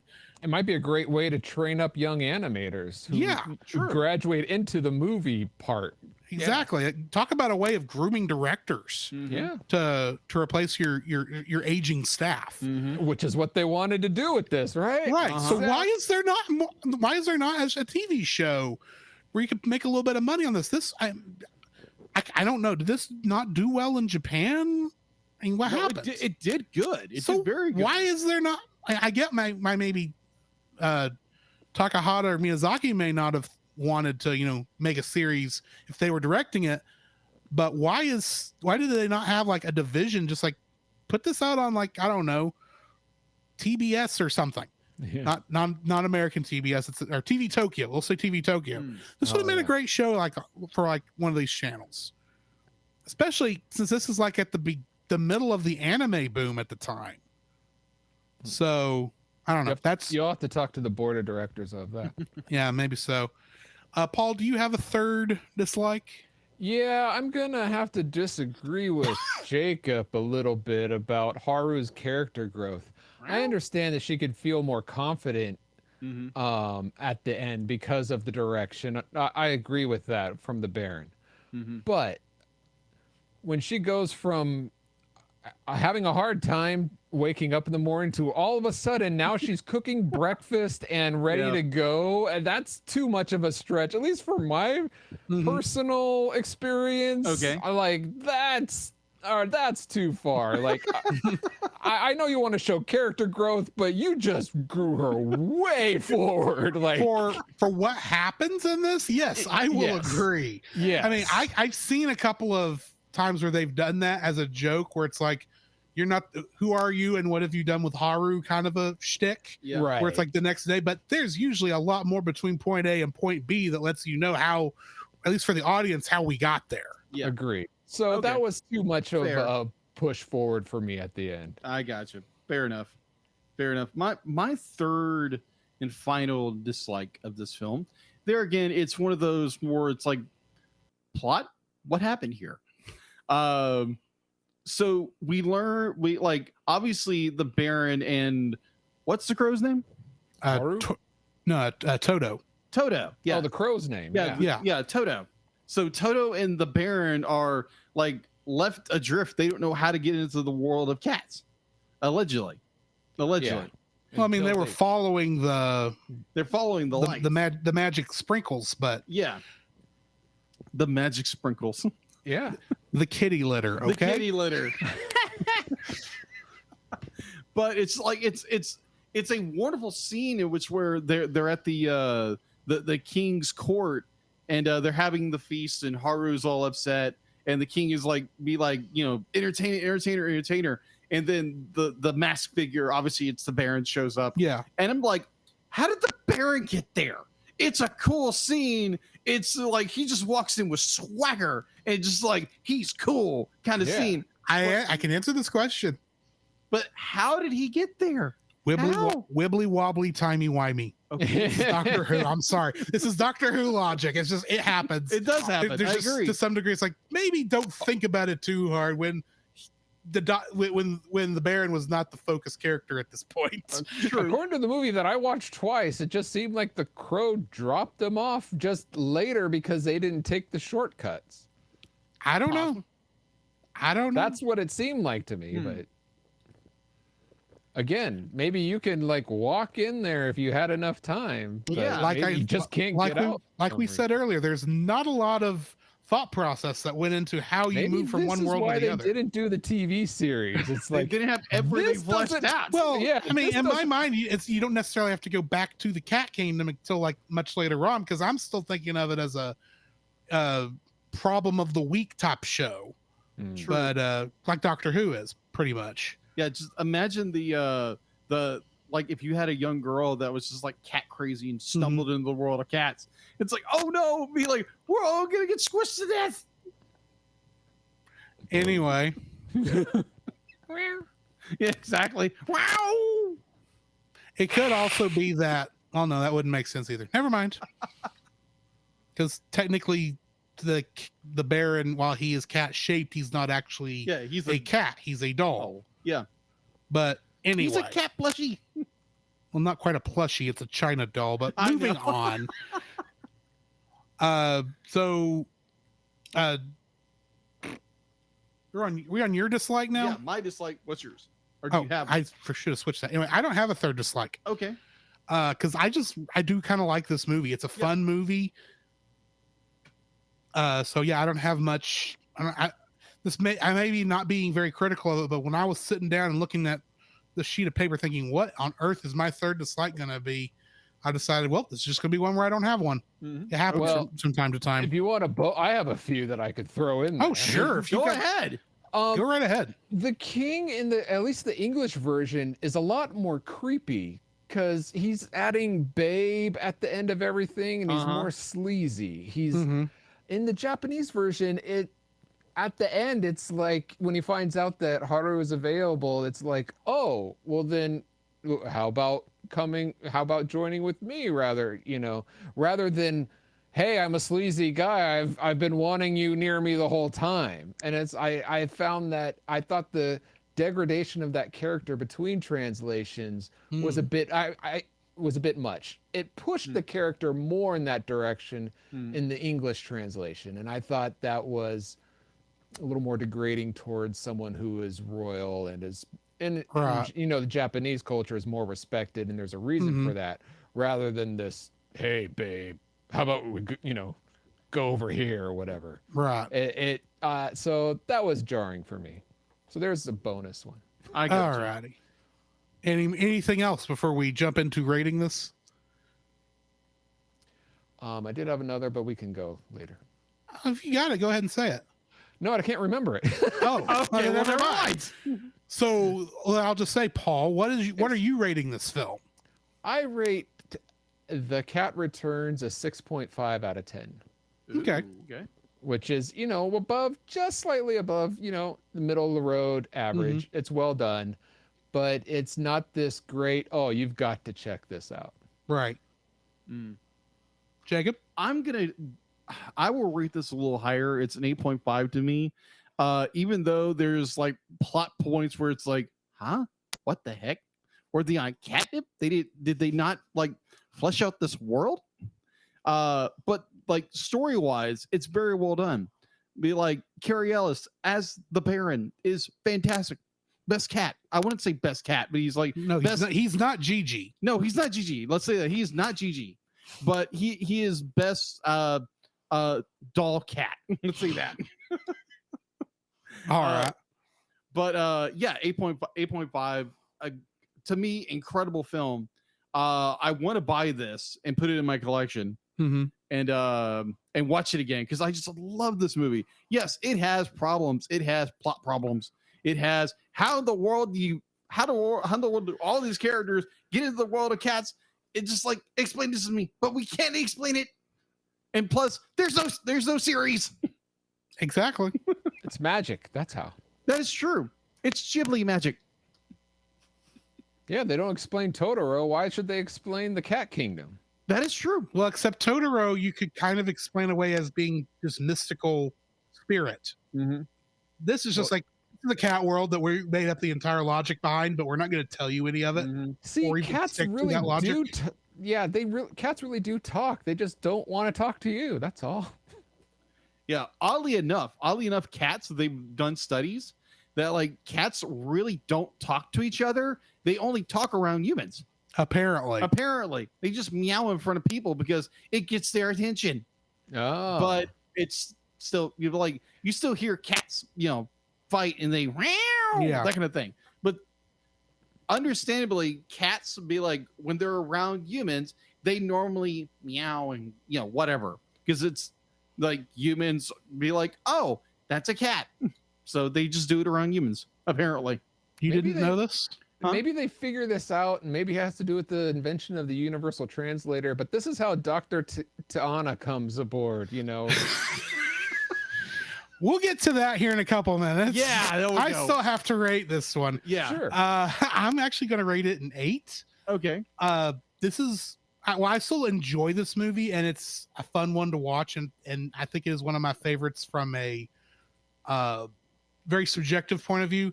There are a lot of other movies, a lot of other Studio Ghibli movies, even if you're not including Miyazaki, but a lot of other animated movies out there that are just better films. So I kind of feel like this has to come down a little bit. Okay.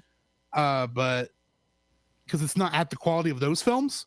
Fair. But at the same time, it's one that's highly enjoyable. It's a good, fun adventure. And I think it really does feel like this is a pilot for a show that never got made. And that's kind of what I really am more put out with.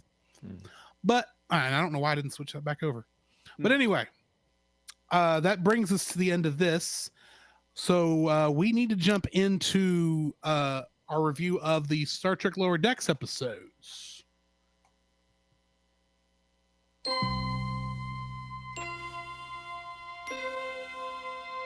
Space, the final frontier.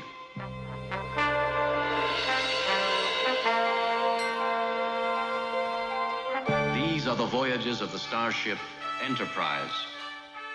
Its 5-year mission: to explore strange new worlds, to seek out new life and new civilizations, to boldly go where no man has gone before.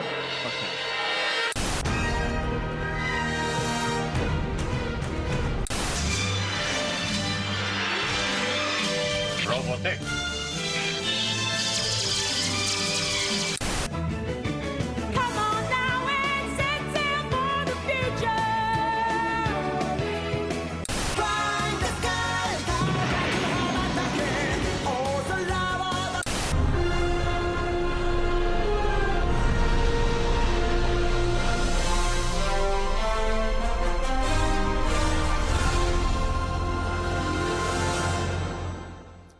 So before we get into this, Paul, I am curious, have you watched any of Star Trek Lower Decks before this? I saw season 1 when it first came out. I was like, all right, I'm gonna give this a try. And I'm not a fan of how should we say, the more irreverent cartoons. Kind of like I saw one episode of Rick and Morty. Yeah. Rick and Morty, Dr. Pickle, whatever. It's Search not for for me. Szechuan sauce. Yeah, and so I was like, you know what? I saw the first episode of the first season. Like, all right, I'll give it a try. And I didn't really like the hey, Mariner just like, you know, screw you guys, I'm number one, forget you, her attitude of that. But I got to the end and it seemed to get a little bit better.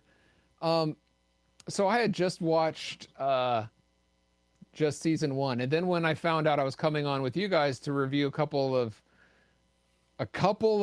episodes of season 2, I was like, all right, I'll watch from the beginning of season 2 to whatever this is. Well, this is the end of season 2. So this last week I binge watched this season. I think there's only 10 episodes. Or it's only 10 episodes per season. But I didn't want to get, if there's any lagging stories in between, like Boimer going, you know, to the Titan, I want to be aware of these things. Right. Not that it really matters, you know, because they reference things all the time that just go over your head and you're like, oh, well, moving forward, it doesn't really matter that much. You can kind of get the drift. But well, there is an ongoing story. It's just in the background of what's going on. Right. So I could say, like Jacob, I have seen up to this point in this series. I have not seen season 3 yet, but I will say that watching season 2, I've come to like this. I think it's gotten better as the show has moved along. So I'm really starting to grow attached to these characters and like them. So, all right. Well, let's go ahead and jump into the first episode we're reviewing tonight, which the title is in Klingon. And I think it's pronounced Wedge Dudge. Sure, we'll go with that. We'll go with that. It is directed by Bob Suarez and written by Catherine Lynn. In this episode, according to IMDb, the Boimler tries to find a bridge buddy while the USS Cerritos crew has downtime during a long warp trip. And that is so little of what is actually going on in this episode. I was about to say that was a minor point. That was a minor story, because the rest of this is watching all the other lower deck crews on the other ships. Yeah, the Klingons, the Vulcans. The best was the end credit ones.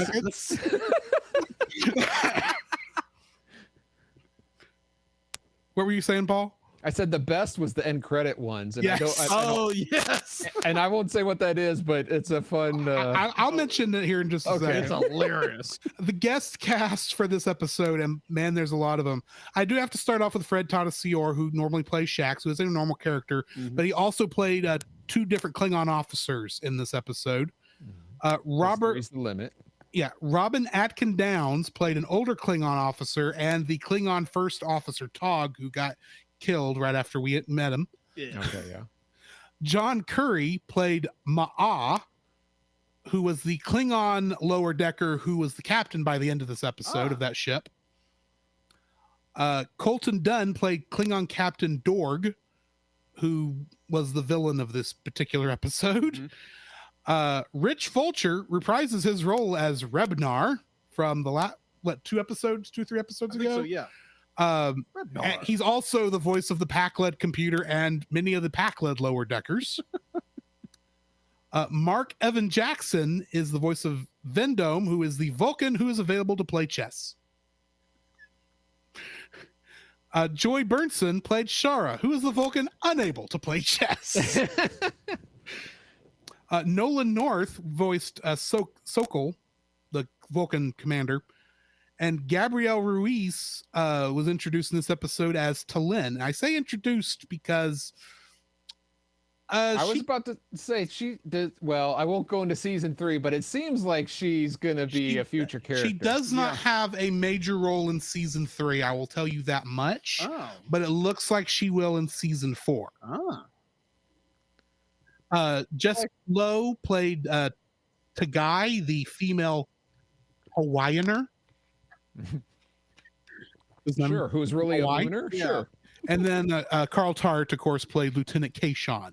The episode's title in Klingon translates to 3 ships, which is weird because there's actually 4 ships. Yes. I was just thinking that. The title card presents the title in Klingon script This is the first Star Trek episode title to begin with a lowercase letter and the first not to be written on the title card in a non-Latin alphabet.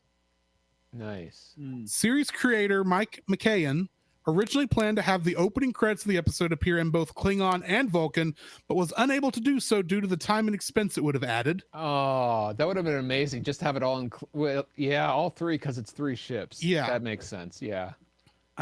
This is the first episode of the franchise that features a scene played during the end credits. So far, I think only. Talen quotes Spock in this episode from Star Trek VI: The Undiscovered Country, saying that logic is the beginning of wisdom, not the end. Ironically, her headband resembles the one worn by Valeris in that movie. Yes. Sokol, the captain of the Cheval, has a meditation lamp that has a copy of the one Kishara, copy of the one Spock had in his quarters. Dr. Ta'ana's rock climbing holodeck program is reminiscent of James T. Kirk climbing El Capitan at the beginning of Star Trek V: The Final Frontier, as was Boimler's Go Climb a Rock shirt and hover boots. Captain Freeman's Ritos t-shirt echoes the disco t-shirts worn on Star Trek Discovery when they're off duty and exercising.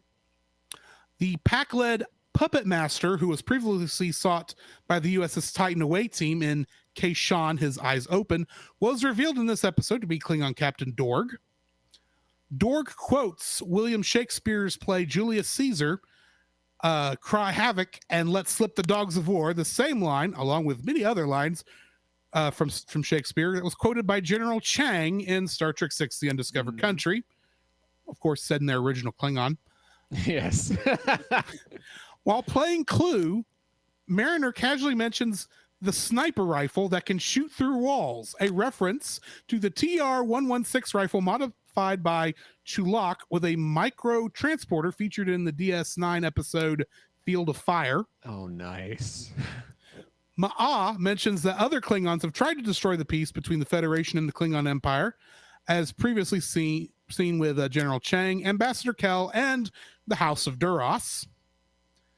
Ma'a saying that Klingon blood runs as reddish pink as ever is a reference to the inconsistent variations of Klingon blood color throughout the franchise. I was hoping they'd throw in Pepto-Bismol, but they didn't. Except the color is pink. Is that same Pepto-Bismol pink every time you see blood for the Klingons here? Yeah. 2 officers, a human and a Vulcan, each wore a leotard in their off time, matching those worn by Deanna Troi and Beverly Crusher in the Next Generation episode, The Price. Nice. So, Paul, since you're our guest, what is your thoughts on this episode? At first, it was very disjointed, going from ship to ship. It wasn't as flowy as some of the other episodes. So that was a little, I want to say, off-putting. On the other hand, it was great to see the perspective of the lower decks on each of the ships. Yes. So I thought it was well worth that trade-off. I loved how... I loved being able to see a glimpse into that, how like the Klingons, they said, oh, the Klingons will probably have it just as well as we do. And not only are they in like sleeping like in close quarters, but they're on nets. Like they're not even built into the wall. They're just like hammocks in there. It's just like, yes, that makes sense. Yes. Is that all your thoughts on this episode? For now, yeah. I'll interject more as people talk. Okay, Jacob, what are your thoughts on this episode? I would say, oh, come on. For some reason, I was getting this episode and the next episode confused. Obviously, there's a tie-in. There's a connection. Yeah. There's a connection with it, obviously. But I love the idea we get to see the other lower decks of like the Klingons and the Vulcans. I enjoy that. I really enjoy that. I enjoy that. Definitely, this is it turns into what I enjoyed about the movies, where you get a lot more action based. Like towards the end, you get this like little glimpse of what's going on. It's like, oh, there's a distress beacon going on. There's like a fluctuation of energy going on. Like the Vulcans are the first one to pick it up, and they're like, it's like you'd be like you're going outside your parameters with this, and the Cerritos crew picks up on it, and they jump out of warp, and you get in this like mad dogfight. And I was like, oh my gosh, this is like really, I thought it was really cool. I thought it was like, oh, okay, we're finally getting to see something, like what I'm used to in the movies. Some action going on. Yeah, Thank you. You got to see some stuff blow up. Yeah, exactly. And I don't want to play it out as like, I'm just here for the action, man. But it's just like, it was like this. What I understand about Star Trek as a television show is about, it's more about exploring. It's more about understanding, like exploring different worlds. And for me, from the movie perspective, it's about what like really dangerous situation our characters are going to get into this time. And like Lower Decks does that. But then you get into this episode and the next episode, it is just so, it'd be like, it takes the movie format of the adventure and the excitement of like, oh, you got real peril going on, and it's just not, inner character dialogue, which I enjoy on this show. And I hope I'm not rambling and sounding like a knucklehead, but not any more than normal. Huh? Not any more than normal. Oh, thanks. Ow! That's still coming up. Come on, man. Come on, Deal-It. She says it'll wear off by morning. Okay. Do I really have to go buy a litter box now? Unless you can hold it by morning. She says that part shouldn't be effective, but thank you for giving us all that mental image. You're most welcome. I enjoyed this episode. It was really good. It was a very well done. The point where like all three story points converge, where the Acklets and the Romulans, the Klingons are in alliance. But the Romulans were not in this episode. No, the Romulans were not in this episode. It was the Klingons, and I enjoy where the Klingon lower deck attendee. Not attendee. Come on, Jacob, use your words right. The Klingon, he rises in ranks and overthrows the captain, realizing the captain is in the wrong, and be like, this is not the way that Klingons don't do this. Klingons don't do this, and be like, he kills the captain, becomes the captain. Yeah, and it's just like, let's just get out of here. Be like this is not the way to do. We're going to go back to the council, and we're going to make this right. And I was like, that bravo, that's a great character arc, great character jump for this character. And I don't know if we meet this character again later on in season 3, maybe. We haven't yet. Oh, okay. And the season's over, so maybe he'll come back in 4. I don't know. Oh, okay. But with this episode focusing on the other lower decks of other ships and other species, it was a delight. It was a delight, and definitely when you get at the very end of it with the Vulcans coming in and saving the Cerritos, that was a real treat. That was nice. I there again, kind of going back to the movies, I really enjoyed it. I really enjoyed this episode, and definitely the way they tie it in with how the end of the series, the end of season 3 goes. I really enjoy it so far. All right. I really enjoyed this episode also.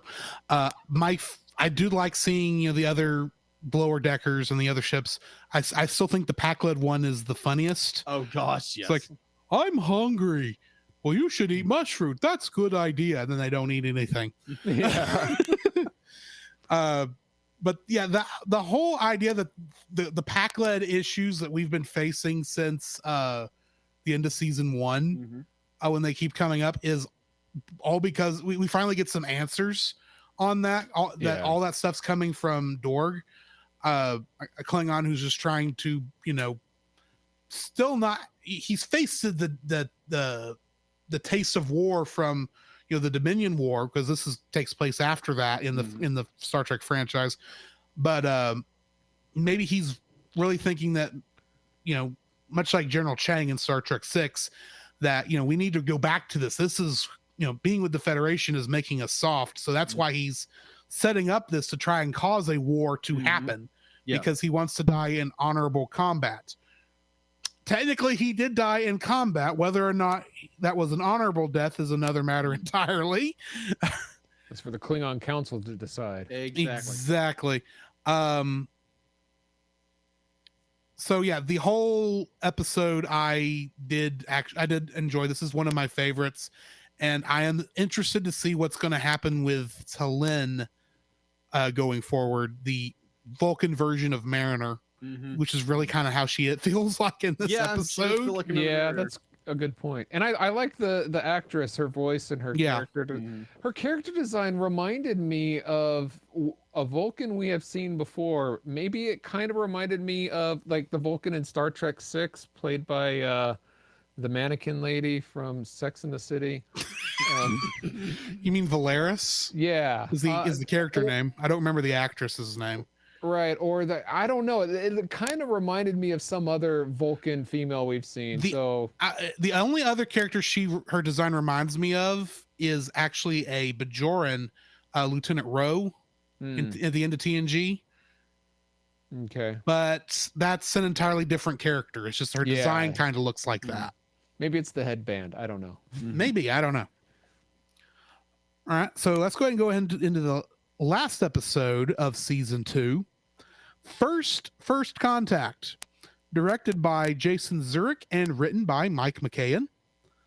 In this episode, the USS Cerritos is tasked to aid another starship on a first contact mission.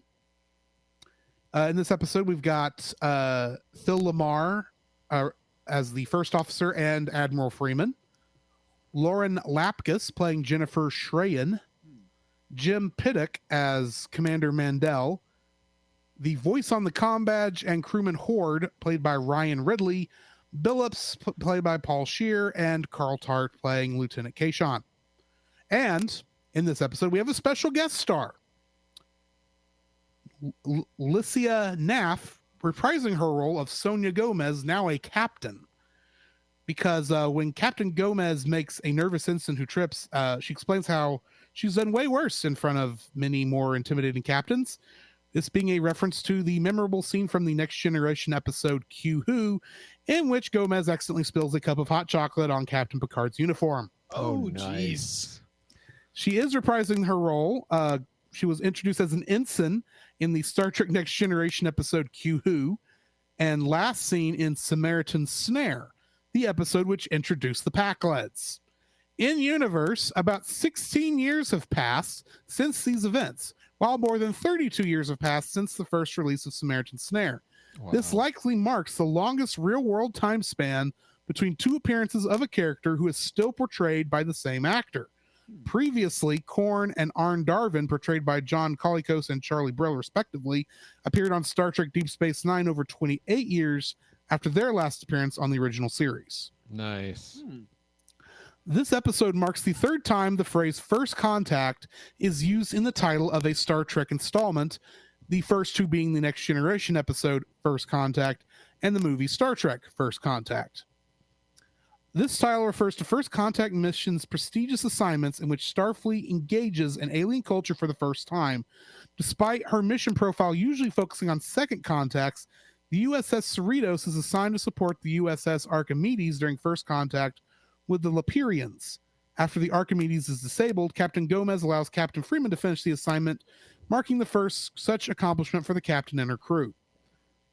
This is the first Star Trek episode to feature the end title "To Be Continued" since the Star Trek Enterprise 4th season episode Demons. So that's a little over 20 years. Yeah. As solutions to save the Archimedes are discussed, Kayshawn suggests warping around the debris field. Most characters hectically dismiss the idea, and Shax can be heard yelling, "Dr. Aaron says that we can't do that." This is a reference to Dr. Aaron McDonald, the science consultant on Star Trek Lower Decks. Huh.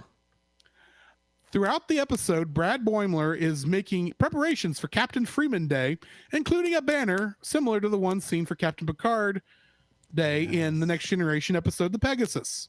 Several characters point out that the festivities are actually on Arts and Crafts Day intended for children, or in the case of the cetacean, or calves, in other words. Due to the accomplishments during the episode, Boimler later crudely changes the banner to read Happy First Contact. Tendi is excited at the prospect of going to the off-limits rubber ducky room, referencing the barely visible rubber ducks included on Easter eggs by Michael Okuda in the Master System displays on both the Enterprise D and the Cerritos. Nice. A captain's yacht is shown for the second time in this episode after its first appearance in Insurrection. Similar vessels have often been included in Master System displays and background information about various ship classes. As the implant of Samantha Rutherford once again malfunctions, he quickly views several backup memories of moments he had spent with Devon Tendi, most of which are taken from previous episodes. Notably, one previous unseen memory sees Rutherford and Tending celebrating a New Year's Eve in 2381, while another sees the pair painting a nude Jack Ransom in an apparent art class. Rutherford also views and dismisses a memory in which he seemingly receives the implant for the first time. This unidentified shadowy figures indicate that Rutherford actually does not need the implant and imply that it may have nefarious uses unbeknownst to him. More on that in season 3. Cetacean Ops is shown for the first time after several mentions and references in previous episodes, starting with Second Contact. Its function is revealed to be associated with the ship's navigation. A similar facility was mentioned to exist aboard USS Enterprise D in the Next Generation episode Yesterday's Enterprise and The Perfect Mate. It has also been included as a piece of background lore in publications such as the Star Trek Next Generation Technical Manual, Star Trek The Next Generation Enterprise D Blueprints. Matt and Kimolu, our two beluga whales, the first shown Starfleet officers from an Earth-based species other than humans. And I have a bunch of other ones in here. Other than humans? Trivia. Mm-hmm. And it goes on for a long period of time. But you know what? I'm going to skip over the rest of this. Wait. I didn't understand that. Oh, Earth-based other than humans. I was about to say all the others. Every species out there is other than human, but Earth-based other than human. Earth-based, yeah, because there's technically a third Earth-based species in Star Trek, which we have only seen in Voyager, which are descended from the dinosaurs, but they're not in this episode. Okay, so the cats aren't from Earth. Okay. No. Okay. They are one of these species that were originally created for Star Trek the Animated Series. Yes, which I've seen a couple. I love that they tie it all. First of all, I got one of the things that I love about, I just want to throw this in there about Lower Decks. Good. As a fanboy, I love all the connections and using and references from all these others. Unlike another Star franchise that tries to say, no, this is canon and this is not, it's kind of separating. This show pulls together, and I applaud it for it. Even the silliest things. Yes, it makes it even better when they do that. So yes. Yeah. So Paul, since you are already talking, why don't you go ahead and tell us what you liked about this episode?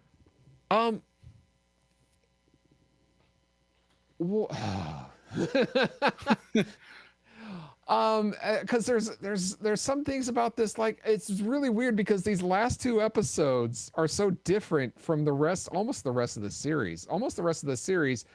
Each episode is mainly a standalone. There are a few like leftovers that can be fed into other. These really are more serialized than the rest, I would say. So it's not a great jumping off point for anyone coming into the series, just as a warning. Get some background with some other episodes. But that being said, so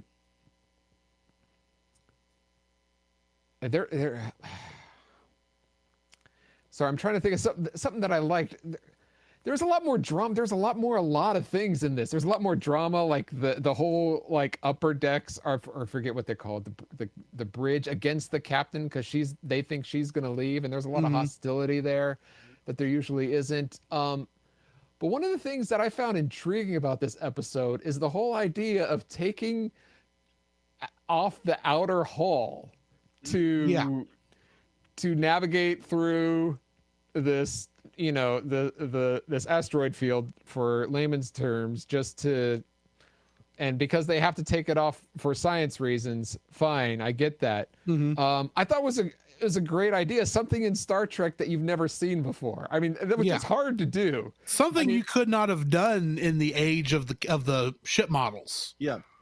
I suppose so. I was trying to think, when was the last time something like this has been done? Something where it's like you take an integral part of the show and you make a new thing out of it. It's like, oh, this is a new thing that can be done. And I don't mean like, oh, we changed the replicators to now make coffee instead of whatever. But the last time I can think of something this major is the first episode of Next Generation when they do the saucer separation. Yeah. It's like, wow, they do a major ship modification for reasons. It's a good reason. Now, guiding through the asteroid field or whatever it is without that outer skin and keeping bumping into things, I just like, why isn't the ship blowing up? I don't understand. They made it sound like that's a second, I guess it is a secondary hull technically, that maybe the inner hull can actually do the same kind of job of protecting it from the rocks. But and the thing is, you do see that there was at least some punctures into in that last shot. Sure. It's amazing what, as many Star Trek shows and movies that I've seen, and like it's amazing what damage these ships can take and still function. Yes. And then for most of the episode, I'm like, why does it say first contact? Why is it first? And then by the end, you realize, oh, it's Cerritos's first contact. Oh, okay, that's clever. Okay, so that was clever. It's interesting to see where this story is going. This whole I don't know if it's A story, B story. They get kind of intertwined, or they do in Lower Decks. But I'm trying to think what else happens in this. I think that's pretty much it's that whole thing. We got getting in there and keeping the other ship from crashing into the planet. I guess usually there's like a major story and like a couple minor stories going on, but this, I think the only other minor story is the captain keeping the secret. Like she's gonna, there is the idea that Tendi thinks that she's going to be taken off the ship because that's right, she overhears Dr. Ta'ana say that she's not fit to be in medical, and it's because she's actually wants her to move up and which is a wonderful payoff from all the drama with the captain going on. Yes. So that's the only really B story, because I mean the only other one is Boimler wanting to get credit for Captain Freeman Day. Oh gosh. Oh yeah, which is a stupid joke.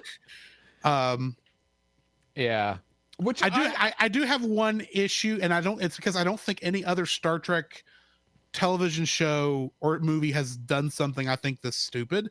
Why on earth did they, when they designed the Cerritos, did they put a console at the bottom of a water-filled tube that's supposed to be water-filled that can only be operated by someone with hands? Even if it is something that should almost never have a need to be used. It's almost like, why is the only exit of a cat world at the top of a high tower? It's like plot reasons. That's the only reason why. And I get that. It's a nice, the only reason. It's a nice little a little sequence. Don't get me wrong. It's just it just seems like Starfleet does some weird things in their ship designs from time to time. But this is one of the stupidest things I've seen them do. I agree with that. And also Boimler being so wanting to take credit for his preparations for the Captain's Day seems kind of out of character for it really feels him. like they really didn't know what to do with this character this episode, except for that one sequence. And they thought, oh, well, this whole Captain Picard, we'll make a Captain Picard Day jokes with his character. Which is all fine, episode, but to the degree that he takes it, I thought was too far for him. Anyway, But anyway, do we have anything else we need to talk about before we end this episode? I think with when it comes to Tinley and Rutherford, with Tinley like scared to death she's gonna get booted off the Cerritos, and Rutherford not wanting to lose his memories that he has with Tinley. Yeah, and I think he's still spooked from the end of last season. Yeah, he's still spooked about it, and I enjoy where it's one of the characters come to him and be like, hey. If you be like you keep all these memories, you're gonna have any there's not gonna be room to grow. I mean, he makes that decision to delete all of it, and you get that little flash and be like, oh, there's something in his past that he doesn't like. Maybe he wasn't supposed to remember. I enjoy that. Obviously, it's something in season 3, and I'm over here trying not to say something. Yeah, we'll get there when we get there. I'm just saying that all I will say for this for that little sequence, this is allowing this show to actually do the world building that Star Trek Picard did not do. I'm just gonna put that out there. Okay, sure. And what the it's like when it comes to the reveal that it's like, oh, the captain is actually under arrest for the suspicion of blowing up an entire planet. Yeah, which I thought was a great twist. Oh yeah, that was nice. Because Captain, what's her name? Captain Gomez? Freeman. Freeman. Yeah, Captain Freeman. Be like, it's this entire setup to where like, oh, she's gonna be promoted. Yeah, and it turns out, nope, she's getting arrested. I was like, oh, that's nice. And then it leads into what season they're 3. gonna lead into season 3. And what I understand, a lot of shenanigans happened. Season 3, I think, is better than season 2, in my opinion. Okay. Because I thought season 2 was better than season 1. Well, see, here's the thing. I would agree with you there. For me, my problem with season 2 is it feels like even with the second viewing, it feels like they were not sure where they were going with some different things, which is why we have an entire episode named after the replacement security officer with Kayshawn, and then like 2 episodes later, Shax is back. So it's like they knew they couldn't bring Shax back immediately, but then they bring this other character in for like now he's just a background character that shows up from time to time. It seemed like whatever they're thought of the and of course they backtracked quickly on Boimler being on the Titan. Yeah, really quickly. One episode. 2 episodes. I thought actually. 2 episodes. I thought that was a great out, though.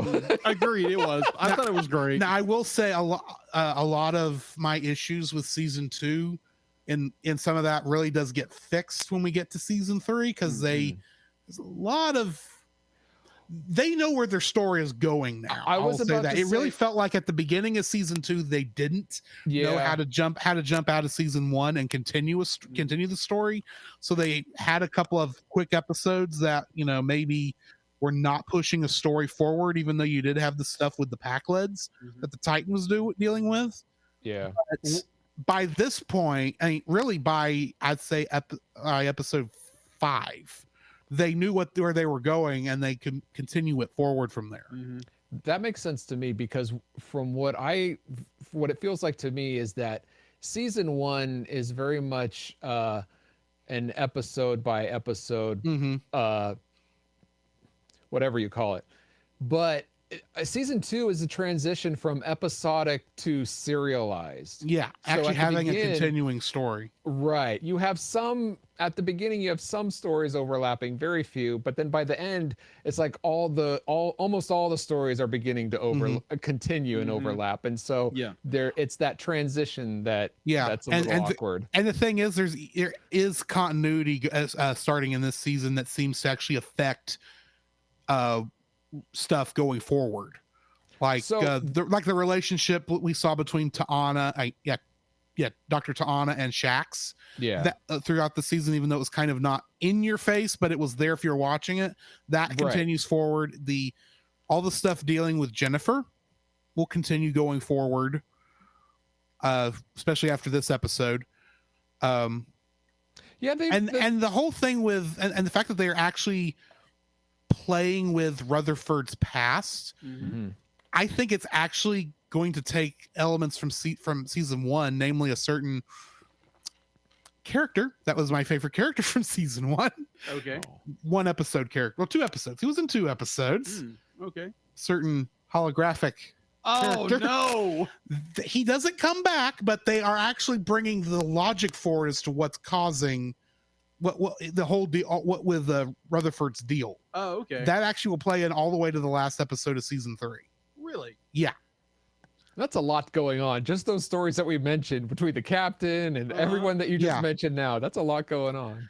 And they keep all the great Star Trek references all the way through. In fact, season 3 has a ton of guest characters. Good. And it never feels like favorite parts. And it never feels like there's like 1 or 2, or feels like they added them because we needed one this episode. But they all, a lot of them do feel like story relevant, or at least really good jokes. Especially in the next episode, Grounded. Okay. With Bill Murray, Groundhog Day. No, not quite. Let's just say this one actually, while we've only had 1 episode so far that took place on Earth, this next episode mostly takes place on Earth, and a lot of the Earth places that Star Trek has gone. Okay. You'll have to wait and see. We'll get there when we get there. Paul, since you are our guest this evening, why don't you tell us where we can find you at and what kind of cool stuff you're doing?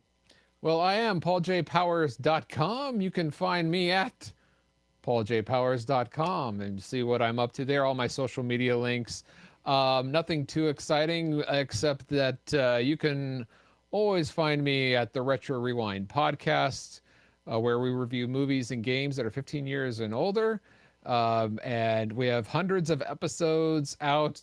It's coming up to our 10th year anniversary. So nice. You can go to retrorewindpodcast.com, and there's a search button. Search for any of your favorite movies or games, and give us a listen. See if we're worth your time, I guess. All righty. I think though that's probably going to be it for us tonight. So in the meantime, this has been Drew. This is Jacob. And this is pauljpowers.com. And we'll catch you in the next frame.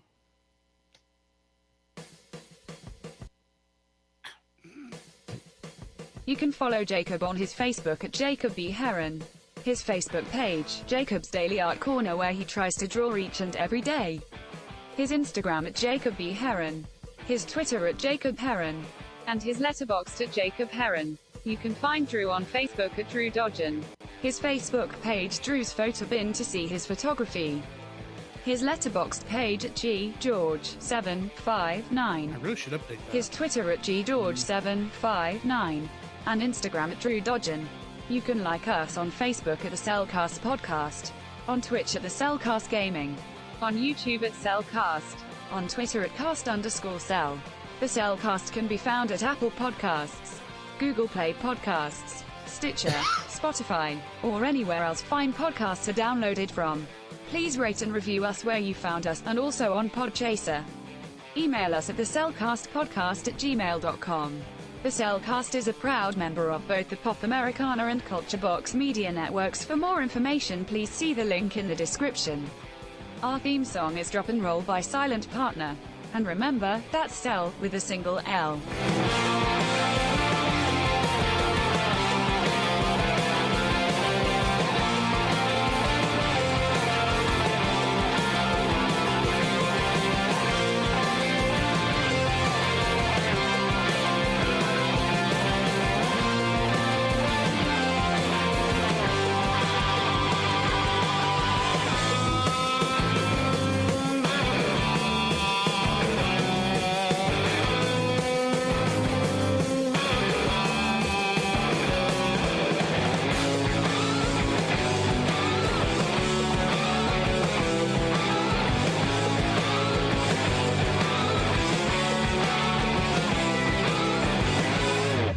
not great. I'm a cat still.